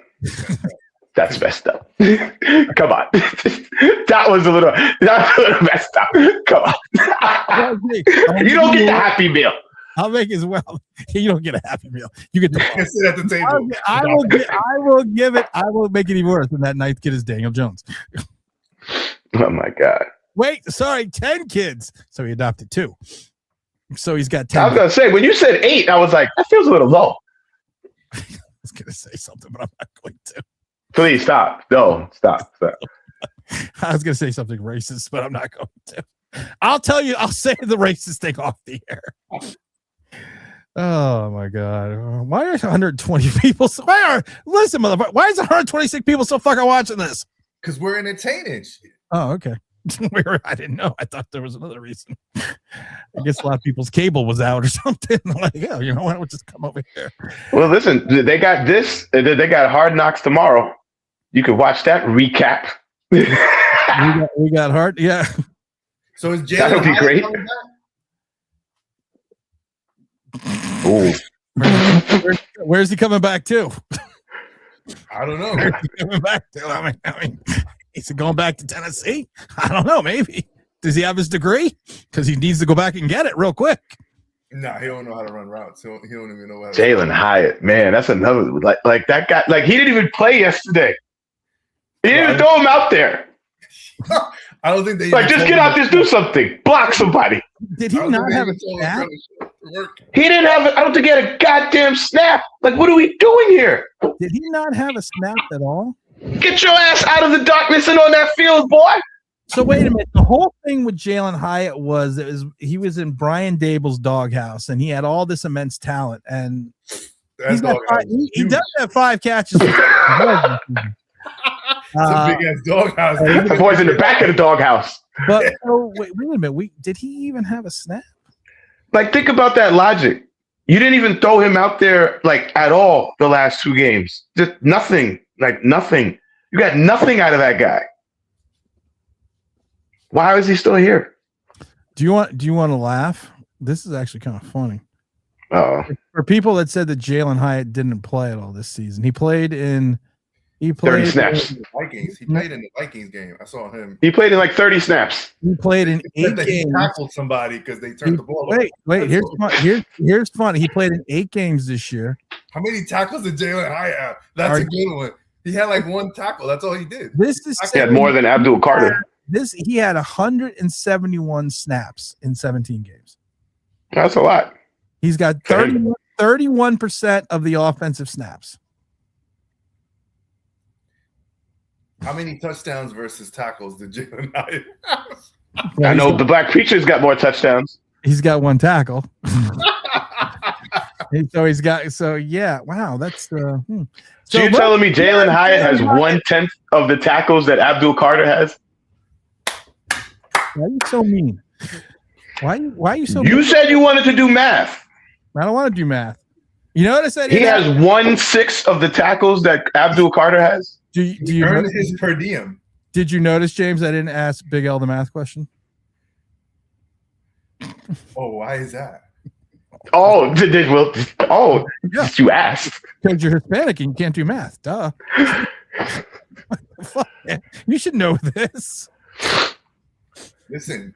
And that's a big shout out to Big Blue Forever. I can count 1, 2, 3, 4. No, Big Blue Forever 86 came on and made a point that I asked Slider a math question, but I had asked everyone the same math question, so he was trying to imply something there. So, but of course, I would never ask. I'm just getting sidetracked here, kids. I'm just trying to kill this show as much as possible. It's that opium. And it just keeps getting more popular. Stop. We're almost at 1 million downloads from the podcast. What the fuck is wrong with you people? I don't need this aggravation. I want to ask something, but I don't want to start a fight. But then at the same time, I don't care. Go ahead. Every time you leave, one thing I've seen certain people talking about on the internet is the because of having Dart here in Scatterboo, we're changing the culture here. Dart has changed the culture here, and if you watch the team and the camaraderie, it's the culture has changed. And do you guys feel like the culture has changed because we got a guy that comes here and does the? He does the stinky, as we like to refer to in this house. He's doing dads in the bathroom. I don't understand it. I don't know. If culture means aura and culture are just bullshit. Yeah, if culture means that we go from 3 wins to 4 wins, then I'm not believing in the culture thing anymore. Because this great culture produced 1 more win and dropped us 4 spots in the draft. So, and I don't, we talked about it with Carl Banks and the word aura before the season even started.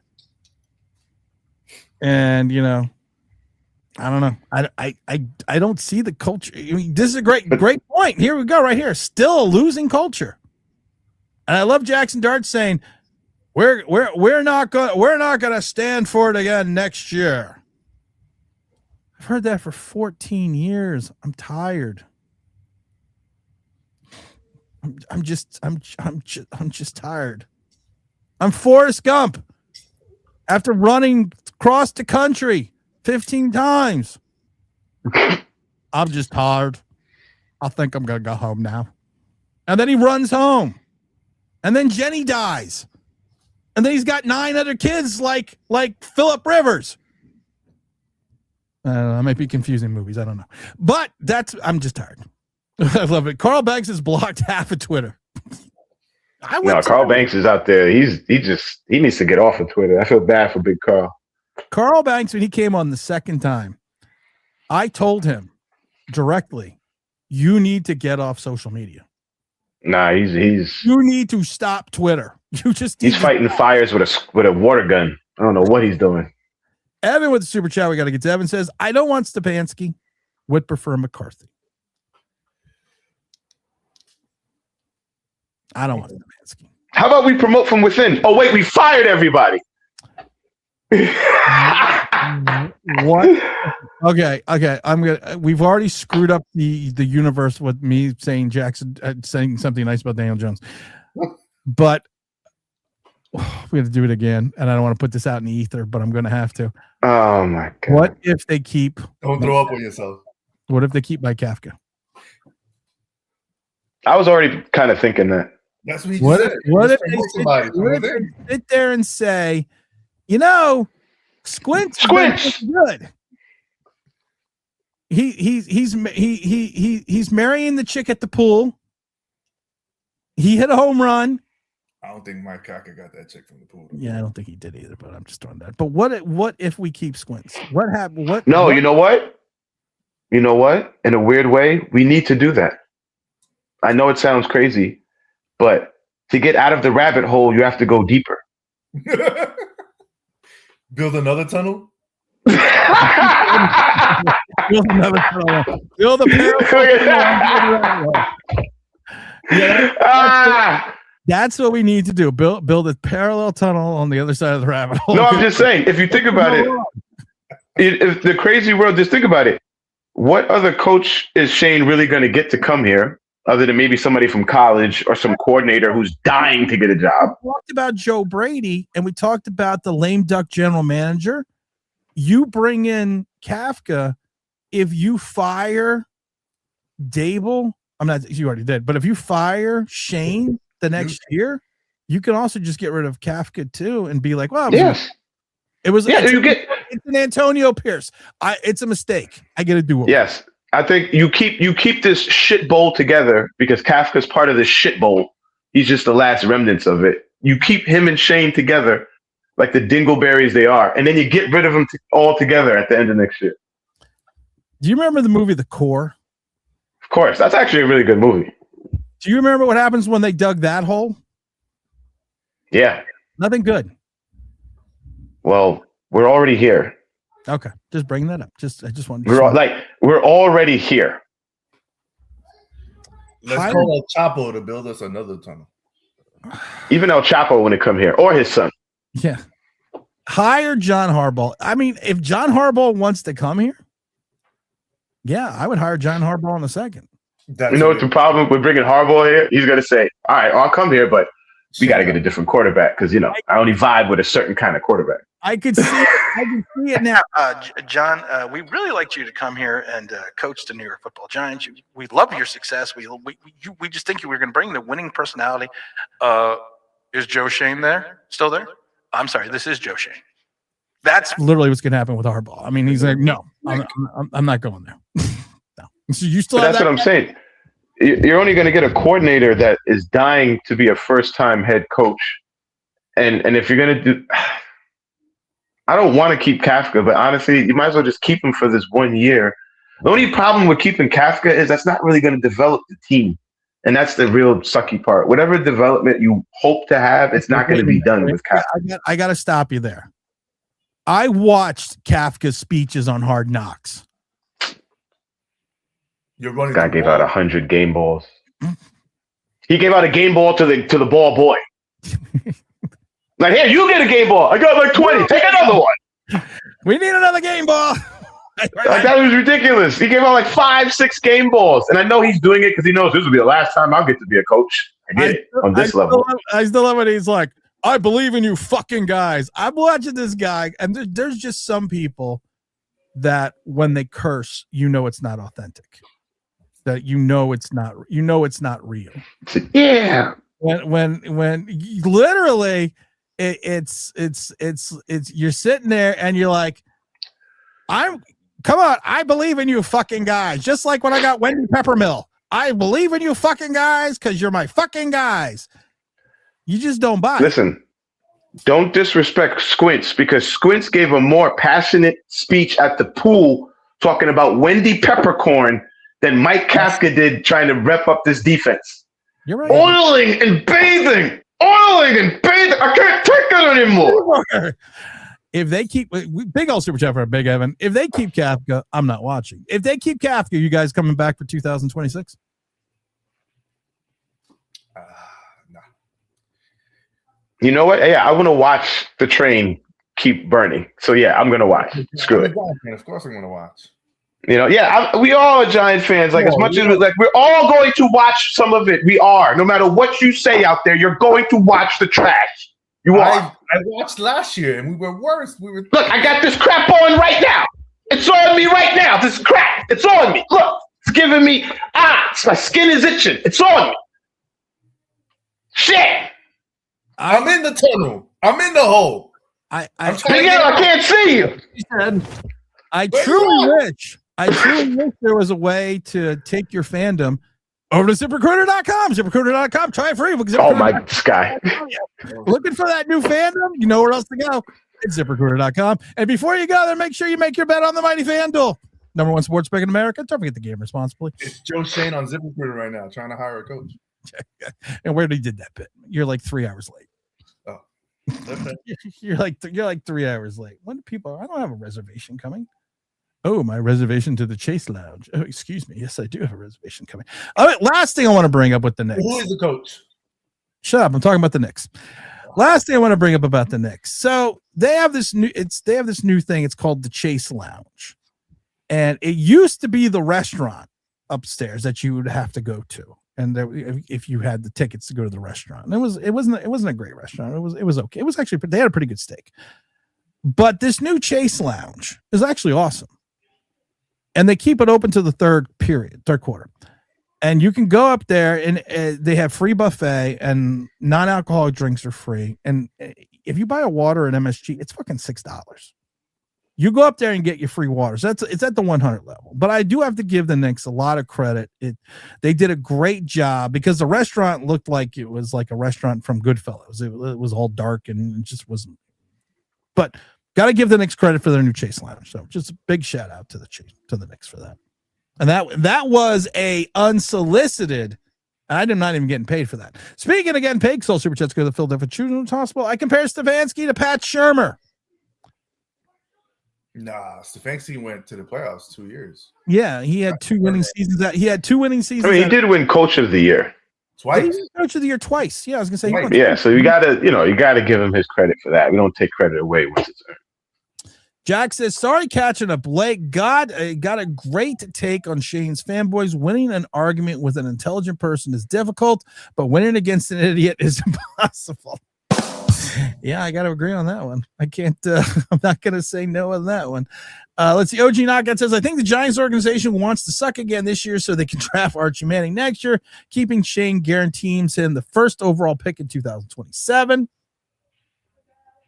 Always Be Closing, ABC. Another good movie, Glengarry Glen Ross. Also a very good play. I prefer the play over the 80s, well, the 90s version, but Jack Lemmon was good in the movie. So just throwing that out. I don't know. I'm tired. I'll say it's just going to Jack Lemmon references. We're just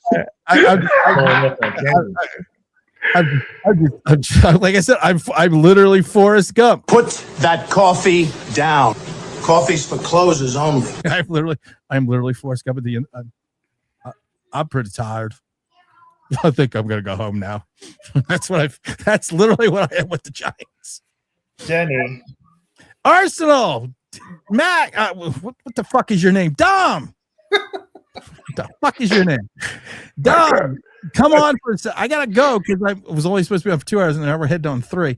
And don't give me no bullshit that you doing stuff because it's late there. It's God forbid. What did you do? You might be doing something. It's 10:15.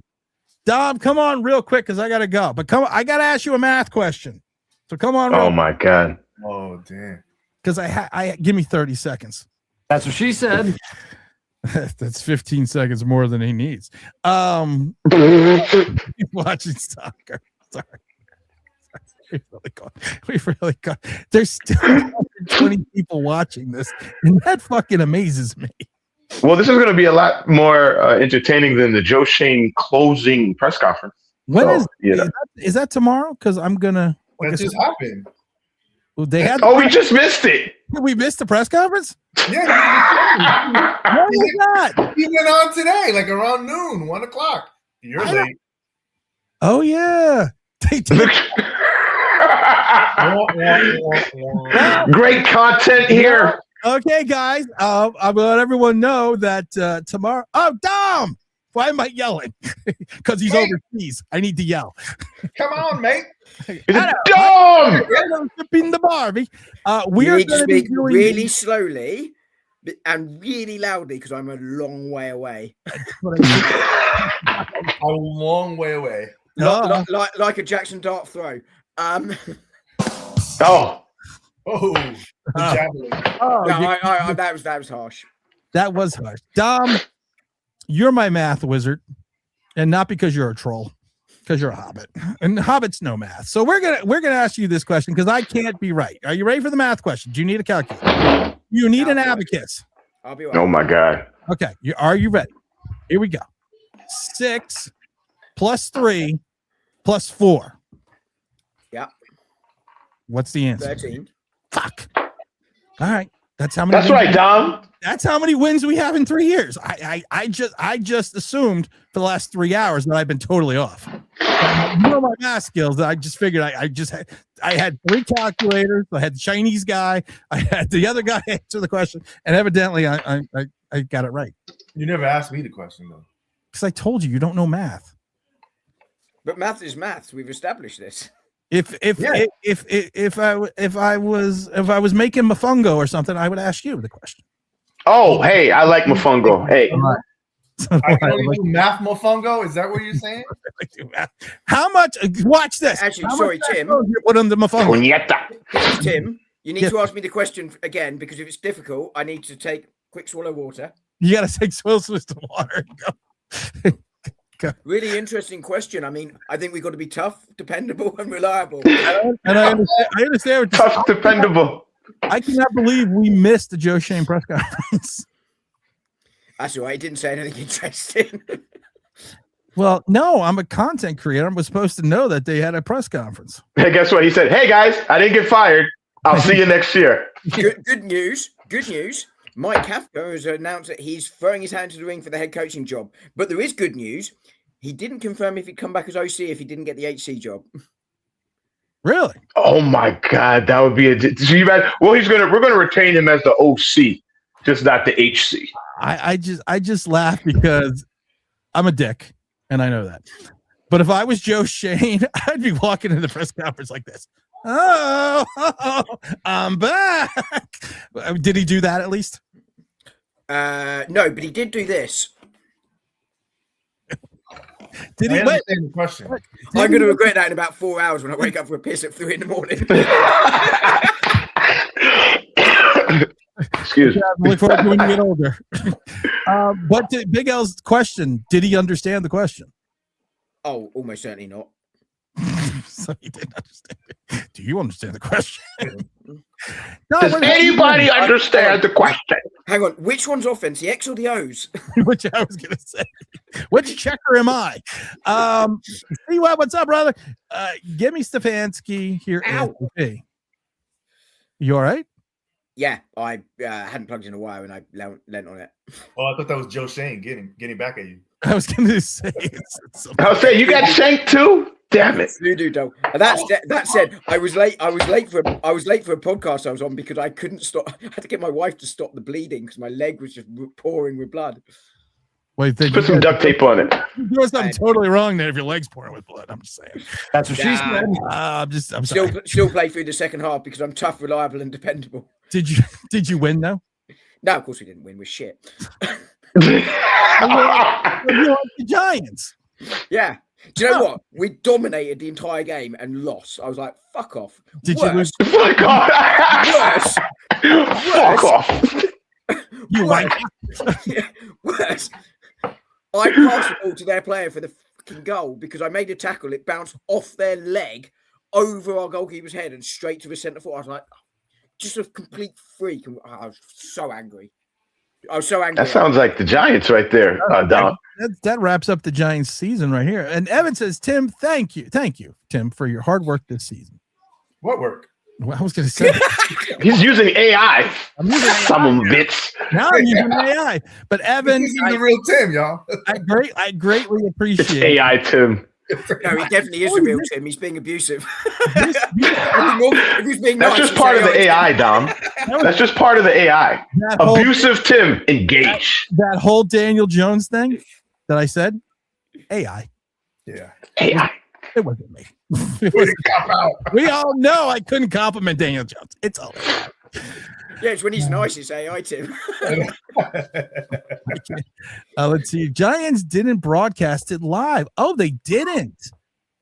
Oh, I thought they were going to do it. Wow, they really fucked up my content. I was going to do that live, but now I didn't even know they did it. So that's interesting.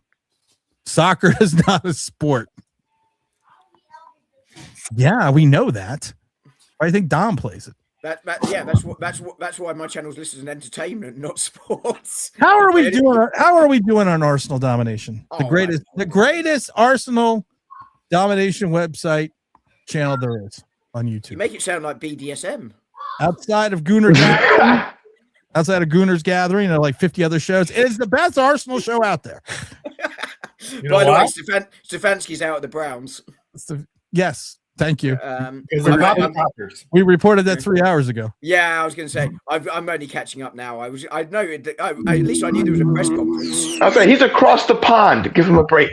He's here. He's the one. He's the only.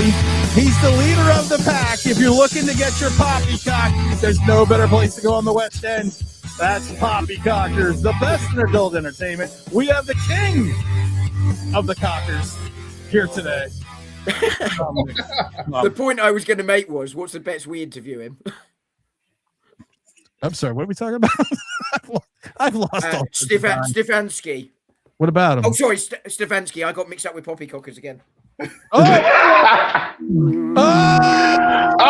more time. One more time. If you're looking for the best place to get your poppycock, the king is here, and there's no better place to go. That's Poppycockers, the best in adult entertainment. Also sponsored by Arsenal Domination. So if you're looking to get your poppycock, there's no better place to go than Poppycockers. Okay, Mr. Bruce, welcome to the shit show. Oh, that's a great Mr. Bruce is here. Who is going to bring some class to the show. Oh, man. We're going to be hitting we hit the 3-hour mark. Still 121 people watching. Oh, there's something very wrong here. Mr. Bruce, what's up? Not our pick. I mean, listen. I like that. We're all on a roller coaster. The Joe Shane effect. We're on the Joe Shane effect. Listen, man, this Mr. is Bruce, James has been here for a while, so it's just a contact tie. So we're good. It's all good. I'm a little there too, but it's very necessary because this team is filled with used tampon liquors. Wow, that's fucked up. I was gonna say, goddamn. That was depressing. Yes, but he's not licking tampons. Damn. Goddamn. Listen, all you had to do, and it's crazy because I remember being the show. There was one show that Tim had, and I was saying how like, yo, there's basically no chance after we beat the Raiders because we were like, yeah, there's no way that the Raiders are going to beat the Chiefs. They actually beat the Chiefs. All you had to do was lose. You can't win. You can only win when you need to lose. You can't win when you have a 33-point lead against the Broncos. You can't win when you're up with like 15 seconds against the Cowboys. You can't win when you have all these leads. Blow these leads. Cool. Now you get something to actually help your team. And Jackson Dart, you know what's the shit that pisses me off? They're all on fucking YouTube celebrating. You see Mike Kafka giving game balls. Oh my God, this team, everyone's clapping in the locker room. And they're like, oh, well, it's gonna give it into next season. It's gonna bring culture to next season. We've been having meaningless wins for how many years? What is this, the third year in a row? We all talk about, okay, well, like we wanted that franchise quarterback, this time the third. Guess two teams that you beat. You beat the Patriots and you beat Washington. And guess who they took in that draft after they jumped you, after they got past you? Dean Daniels and fucking Drake May. I hate this team. Wait, Dom, hold on. You know who else can't win? Go with what you are. Have you read the papers? You know what everybody says? It's suicide. You've seen him. You know how strong he is. You can't win. Sorry. This is great. I'm using all the clips I haven't been able to use in a long time. But go ahead. Jabbar, you sound upset. You should meditate. You seem prepared. I don't know why I care about this team so much. Like, wait, in all seriousness, he's spot on. For the last few years, we've done exactly this, and they mean nothing, and it doesn't carry over to next season because half the players are gone. Like, it means nothing. But was Mike Kafka, I mean, on one hand, a bit of class, right, to Mara, who's the owner, who's obviously ill at the moment, giving the ball. On the other end, was that just his attempt to try and get the job on a full-time basis because he had nothing else? If I give you the ball, can I have a job? It's I honestly don't. It was a partly serious question. I love Mr. Bruce, I love it, Mr. Taz, the Eagle fan. Bruce, they're not meaningless, Linz. They have meaning. That means worst draft position. Touche. The wife texted me, "Are you coming upstairs?" I don't know. She said, "Are you alive?" Because according to Big L, I missed the press conference. Missed it. Hated it. Do you think Believe will take a 3-hour podcast? I mean, pod. Or do I need to cut this in half? I don't know. You told some racist math jokes. I'm up here smoking weed. I don't know. I don't know. Honestly, I call that Monday. I don't know. Hey, Dom, you get a game ball. Big L, you get a game ball. Bruce, you get a game ball. Big Tim, you get a game ball. I want the first overall pick. I don't have any game balls. I'm definitely not getting the bane ball because I booted the ref in absolute anger. Oh, you got a yellow card? Did you get a Small yellow man card? syndrome. Did you get? No, did you get I kicked it in anger, and as it happened, I hadn't spotted the ref, and I absolutely belted it with the ball. Oh my god! You didn't get kicked out the game for that? No. He knows me quite well. He knew full well I wasn't aiming. Oh, you got connected. Oh, okay. He said, "Hey, I'm Big Dom here." No, the reason the ref knew I wasn't aiming for him was because I hit him.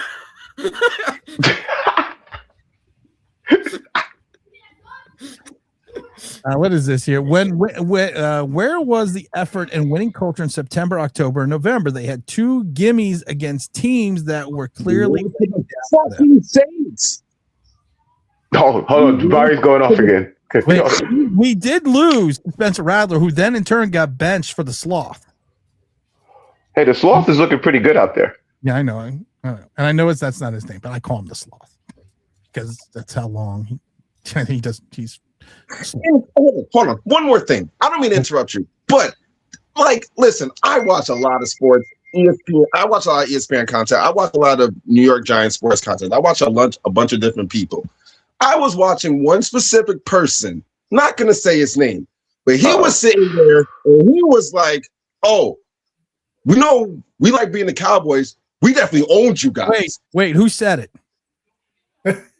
Listen, that's no, we don't. We don't say that on this show. We don't slander someone unless we tell them who they are, because that's not right. You have to put a name to the face. All right, it was Bad Dog. He was on Bad Dog. Yeah, he was on, and he was like, "You know what? We really owned you guys. Like we trashed you guys. They bent Dak Prescott, this team, the fan base, delusional." But we ended the 9-game losing streak. But does it count when Dak? Cowboys were 14 games, I think. They've got. Hey, listen, it does count. I love this. Someone get you borrow your ring light. With the anger is awesome. First of all, there is nothing more awesome than this. It will always be the staple of the angry black. Mr. Bruce, let us know if you find Jalen Hyatt over there in the darkness. Is he in the darkness with you, Jalen Hyatt? Oh, I don't know. I think that's Evan Neal in the corner. I think that's Evan. Oh God, Evan Neal! I forgot about that guy, Mr. Cheeseburger. Everyone forgot about Evan Neal. I forgot about that guy. Said, "You guys go back to flipping your hot dogs." He's gonna regret that next season when he's flipping hot dogs, isn't he? He's already regretting that. Oh, there he is. Jabbar. Oh, there we go. Yeah. Wait a minute, you're black. Yeah. I didn't know he was black. Are we back to racist maths again? Of course. Of course. Sorry. Oh my God. I just love everybody. Now I'm going to do my Jerry Maguire. Apart from Joe Shane. Oh, I love Joe Shane. Brian Dable. Well, Joe Judge. okay. Well, that's okay. Well, besides those people. And besides all those people you listed, I love everybody. Evan Neal. Yeah, okay. Who's that corner you wanted to buy a bus ticket for? Forget his name. That's how good he was for us. I can't remember his name. How could you not remember his name? He's actually been playing well. Of course he is. He left us. And I'm he left us. Yeah. Oh, I'm sitting here vamping because I can't remember his name either. Friggin' King of the Almost Sack looks pretty good over there in Seattle. King of the Almost Sack. Oh, that's right. They're in the playoffs. They're in the playoffs. Now, for the 120 people that are still watching. How have you got 120 people watching this? Why are you still here? Do you know, like in Ferris Bueller and other movies where they break down the third wall and they start talking to the camera? I'm going to do the same thing. Why are you still here? I mean, we enjoy it, and we're hoping you enjoy it. But to Mr. Bruce's point, where are they going to go? You want to hear and talk about the momentum carrying over? You want to talk about draft picks already? Like, want to hear that crap? Mr. Bruce did bash Bad Dog though, so that was kind of bad. He didn't bash anybody. He just told the truth. I can't believe he said his name. Do you think there's any chance we do something sensible, like tear it No. down and start again, or No. are we going to go with a sticking plaster?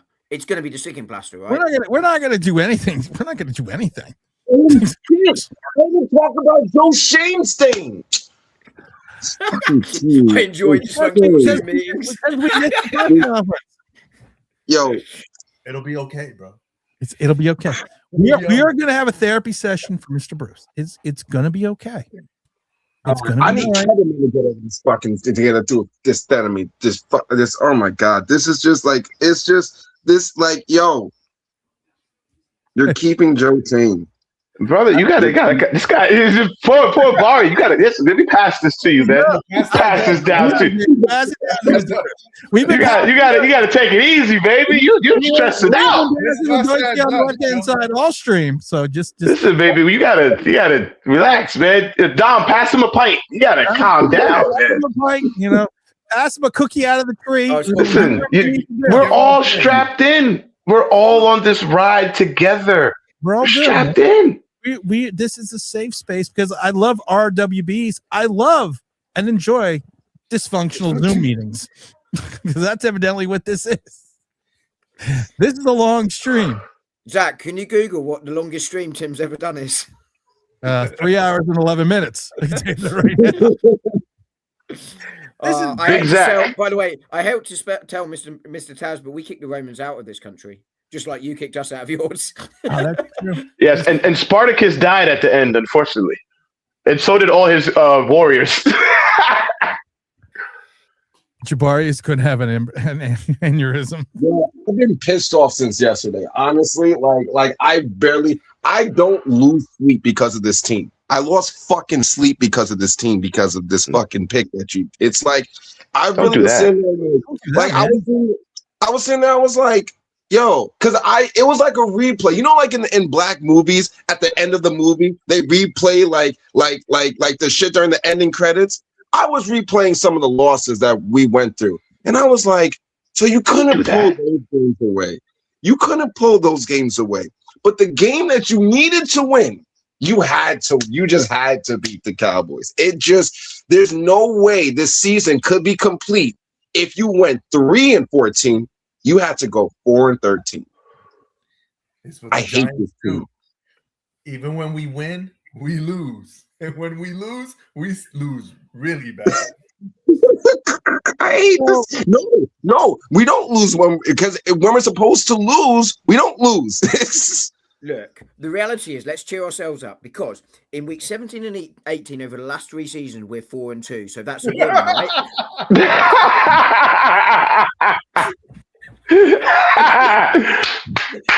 That was a good one, Dom. You sound like Joe Shane right now. We're 4-2 the last 2 seasons in our last 4 games. Yeah, the other weeks don't count. But you're laughing, but that's what he's saying. I know. He's going into these meetings with his portfolio going, look at our record in January.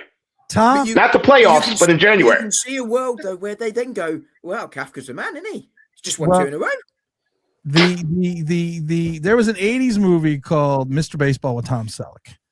And Tom Selleck is a star with the Yankees, and he's getting. You want to see naked pictures of your wife? He's getting traded to this team in Japan, and he was an MVP in the World Series for the Yankees. And he's sitting there, and he's trying to talk the coaches out of trading him. And to Dom's point, it reminded me of. He goes, "How'd you trade me?" He goes, "I led this team in 4th inning singles in Thursdays in the month of June." It's the stat, to Dom's point, it's the stat that can prove anything and everything, because there's always a stat for it. Maybe that's what Joe Shane is doing. And all honesty, I mean, I'm being honest about it. He is. That's what he's doing. He's the analytics king. To your point, he's going, well, last year we had 3 wins. Now we have 4. Next year we'll have 5. We're 4-2 in January. Good news. In 13 years' time, we'll have 17 in total over those 13 years. Joe Schoen is building scared. Now I think he's building stupid. So he won't trade Tibbs. Build a fucking Lego house. He overpaid. No, I've worked out why Schoen's staying. I've worked it out. Why? He's only staying because his son is too young to officially be employed. So Joe gets the wages. Oh, no. In New Jersey, you can be 15 with a work permit and have a job. So welcome to our O-line next year. Welcome to our next. Oh my God. Welcome to our new general manager, Joe Schoen Jr. He's now has his work permit. We actually would still better.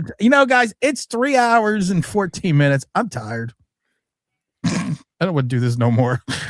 And I was trying to figure out though, if I do like 5 hours in one day, that means I don't have to stream anymore for the rest of the week, right? That's how streaming works, right? You just do it all in one day, and then everyone watches it all week long. Yeah, you've done your hours. Just cut them up and put them out of shorts. That's work. We're over the 2 hour mark by an hour and 15 minutes. AI can do it. There's an AI can do it. Yeah, they did my thumbnail. Nice. Yeah, I thought that was pretty cool. I'm very excited about AI. I'm like the caveman that found fire. Oh, look, it's AI. It can do whatever you want. But yeah, the thumbnail actually came out pretty good for AI. I had to add a couple touches here and there, but I enjoyed it. Like a title in the background. I didn't know how to use it, but it worked out, I guess. But it seems like it was more effort just typing in what I wanted to do than just actually going and doing it myself. So maybe I'm not going to do AI anymore. Has anyone got anything intelligent to say before we leave? Because there's still 121 people watching. You mean I haven't got rid of anyone? I normally get rid of at least 50%. Oh, we had 140 earlier. Then you showed up. Oh, nice. Nice. I do what I do because I do what I do. I love it. That's the Joe Schoen. Doing what I do, baby. That's the Joe Schoen. Yes, Tim is bringing us one step closer to Skynet. Yes. I'll tell you what. How about Brian Burns? You've already got him, Joe. You already got How about Brian Burns? Trade for him. Okay, can we just all acknowledge, though, Big Worm? Because I think that is a great picture. Can we just all acknowledge that right there? That is, I think that's very clever. So. Listen, Big Worm ran a better drug operation from the ice cream truck than Joe Schoen is running with this team, okay? And the one kid still hasn't gotten his chili fries. Let's see. Where's That's the guy? why the president of Venezuela's in New York. Joe. This is a good one. Oh, my God. This is a good one. I forgot about. Where's the guy that owes James $1,000? Not me. Oh, please.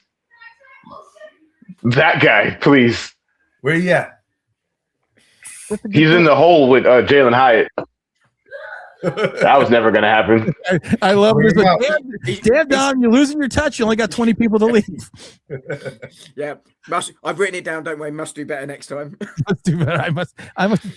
Can we just get one more like? Because I don't know why. Yeah, I'll do it in a sec for you. Thank you. Wait. That's what she said. Greatest thing ever, though. Just my last thing. No, I'm not going to get into that. Does anyone got anything else to say? Because I want to go home. Knicks need to win tonight, and your boy Big Kitten better show up. Big Cat better show up. That's James. Big Al, what do you got? We're only halfway there. We got to get rid of Shane somehow, somewhere. We got to kidnap him.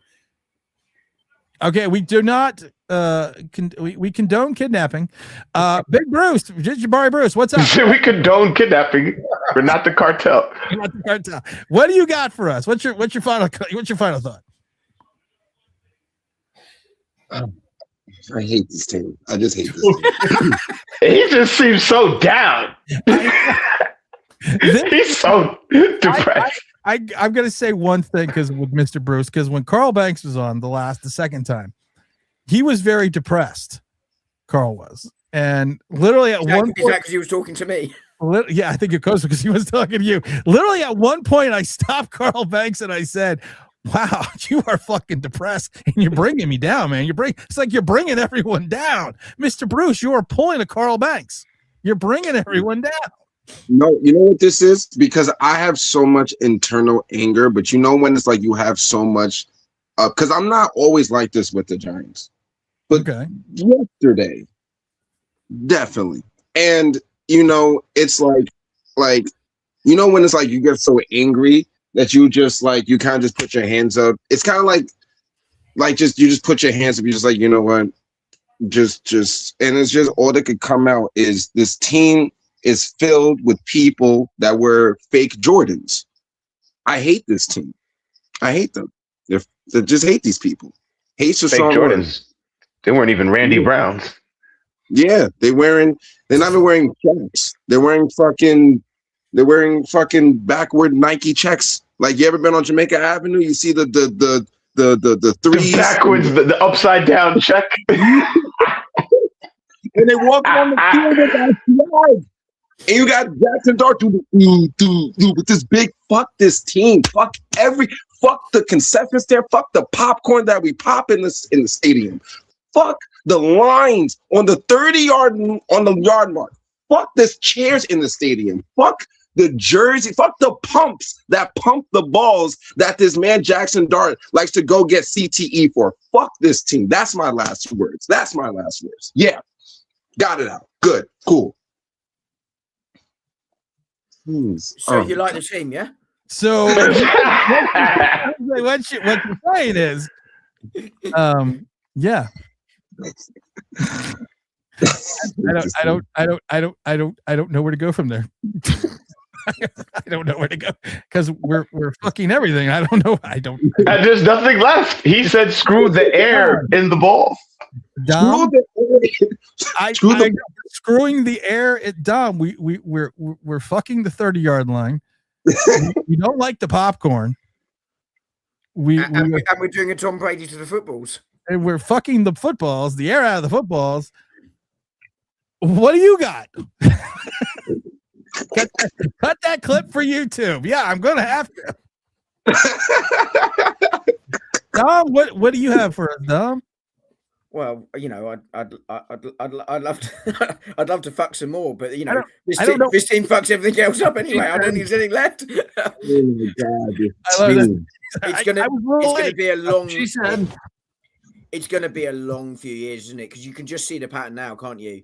Yeah, Shane stays a year, maybe two. Things don't get better. We fire him. Then we had to fire a new head coach, and then we start all over again.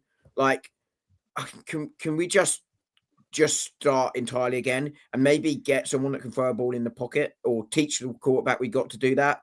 You know, trade anyone that we can get picks for. Just be shit for 2 years and build it properly because it's the only way. Because you just can't continue like this. It's ridiculous. It's actually ridiculous. Like, I was explaining to my son the other day that, you know, NFL isn't like football. In theory, you shouldn't stay good for ages and you shouldn't stay bad for ages. At which point he said, why? That can't be right. Your team's been bad for 10 years. And he wasn't taking the piss out of me. He was making a genuine statement of fact. I was like, yeah, there's always an exception to every rule. And we're it. It's just so frustrating because you know what's going to happen. You just know it. But anyway. Like, we can't be bad forever. We do share a stadium with the Jets. Who didn't have an interception this season, by the way. I still don't know where to go with Jabari right now. I don't know. I mean, that's a good summary. It's just what are we supposed to say? You could just go with fuck it. He was fucking everything else. Fuck it. We have to end this on a high note. We can't. We just can't. And there's only one way. I've got it for you. You could just say bye bye. There's only one way to end this on a high note, and we're just gonna have to do this because it's just gonna have to do it. Hold on, do we not have audio? Here we go. Peep this. Here we go. We like to go for the pumps and a pumps and a pumps and a we like to go for the pumps and a We can't even bring the mood up with pumps to the boat. You can't even bring the mood up with that. Come on. The mood is so bad that doesn't even work. The party's dead. It's over. Turn the music off. What did Kenny say? I think we should let the party die. Oh my God. You're always on a high note, Tim. There's always next year. I keep hearing it too much. I keep hearing it too much. I can't take it anymore. Okay. There's always next decade. Channel Joe's like there's always the 26th century. Oh. And on that happy note, we have, I don't know. I don't know anymore. I appreciate the 119 people still watching. For Mr. Bruce, for Arsenal Domination, for James Williams, for FanDuel, for Believe, for the Mighty ZipRecruiter. Have yourself a Merry Christmas and a Happy New Year, because I forgot to say that on Twitter.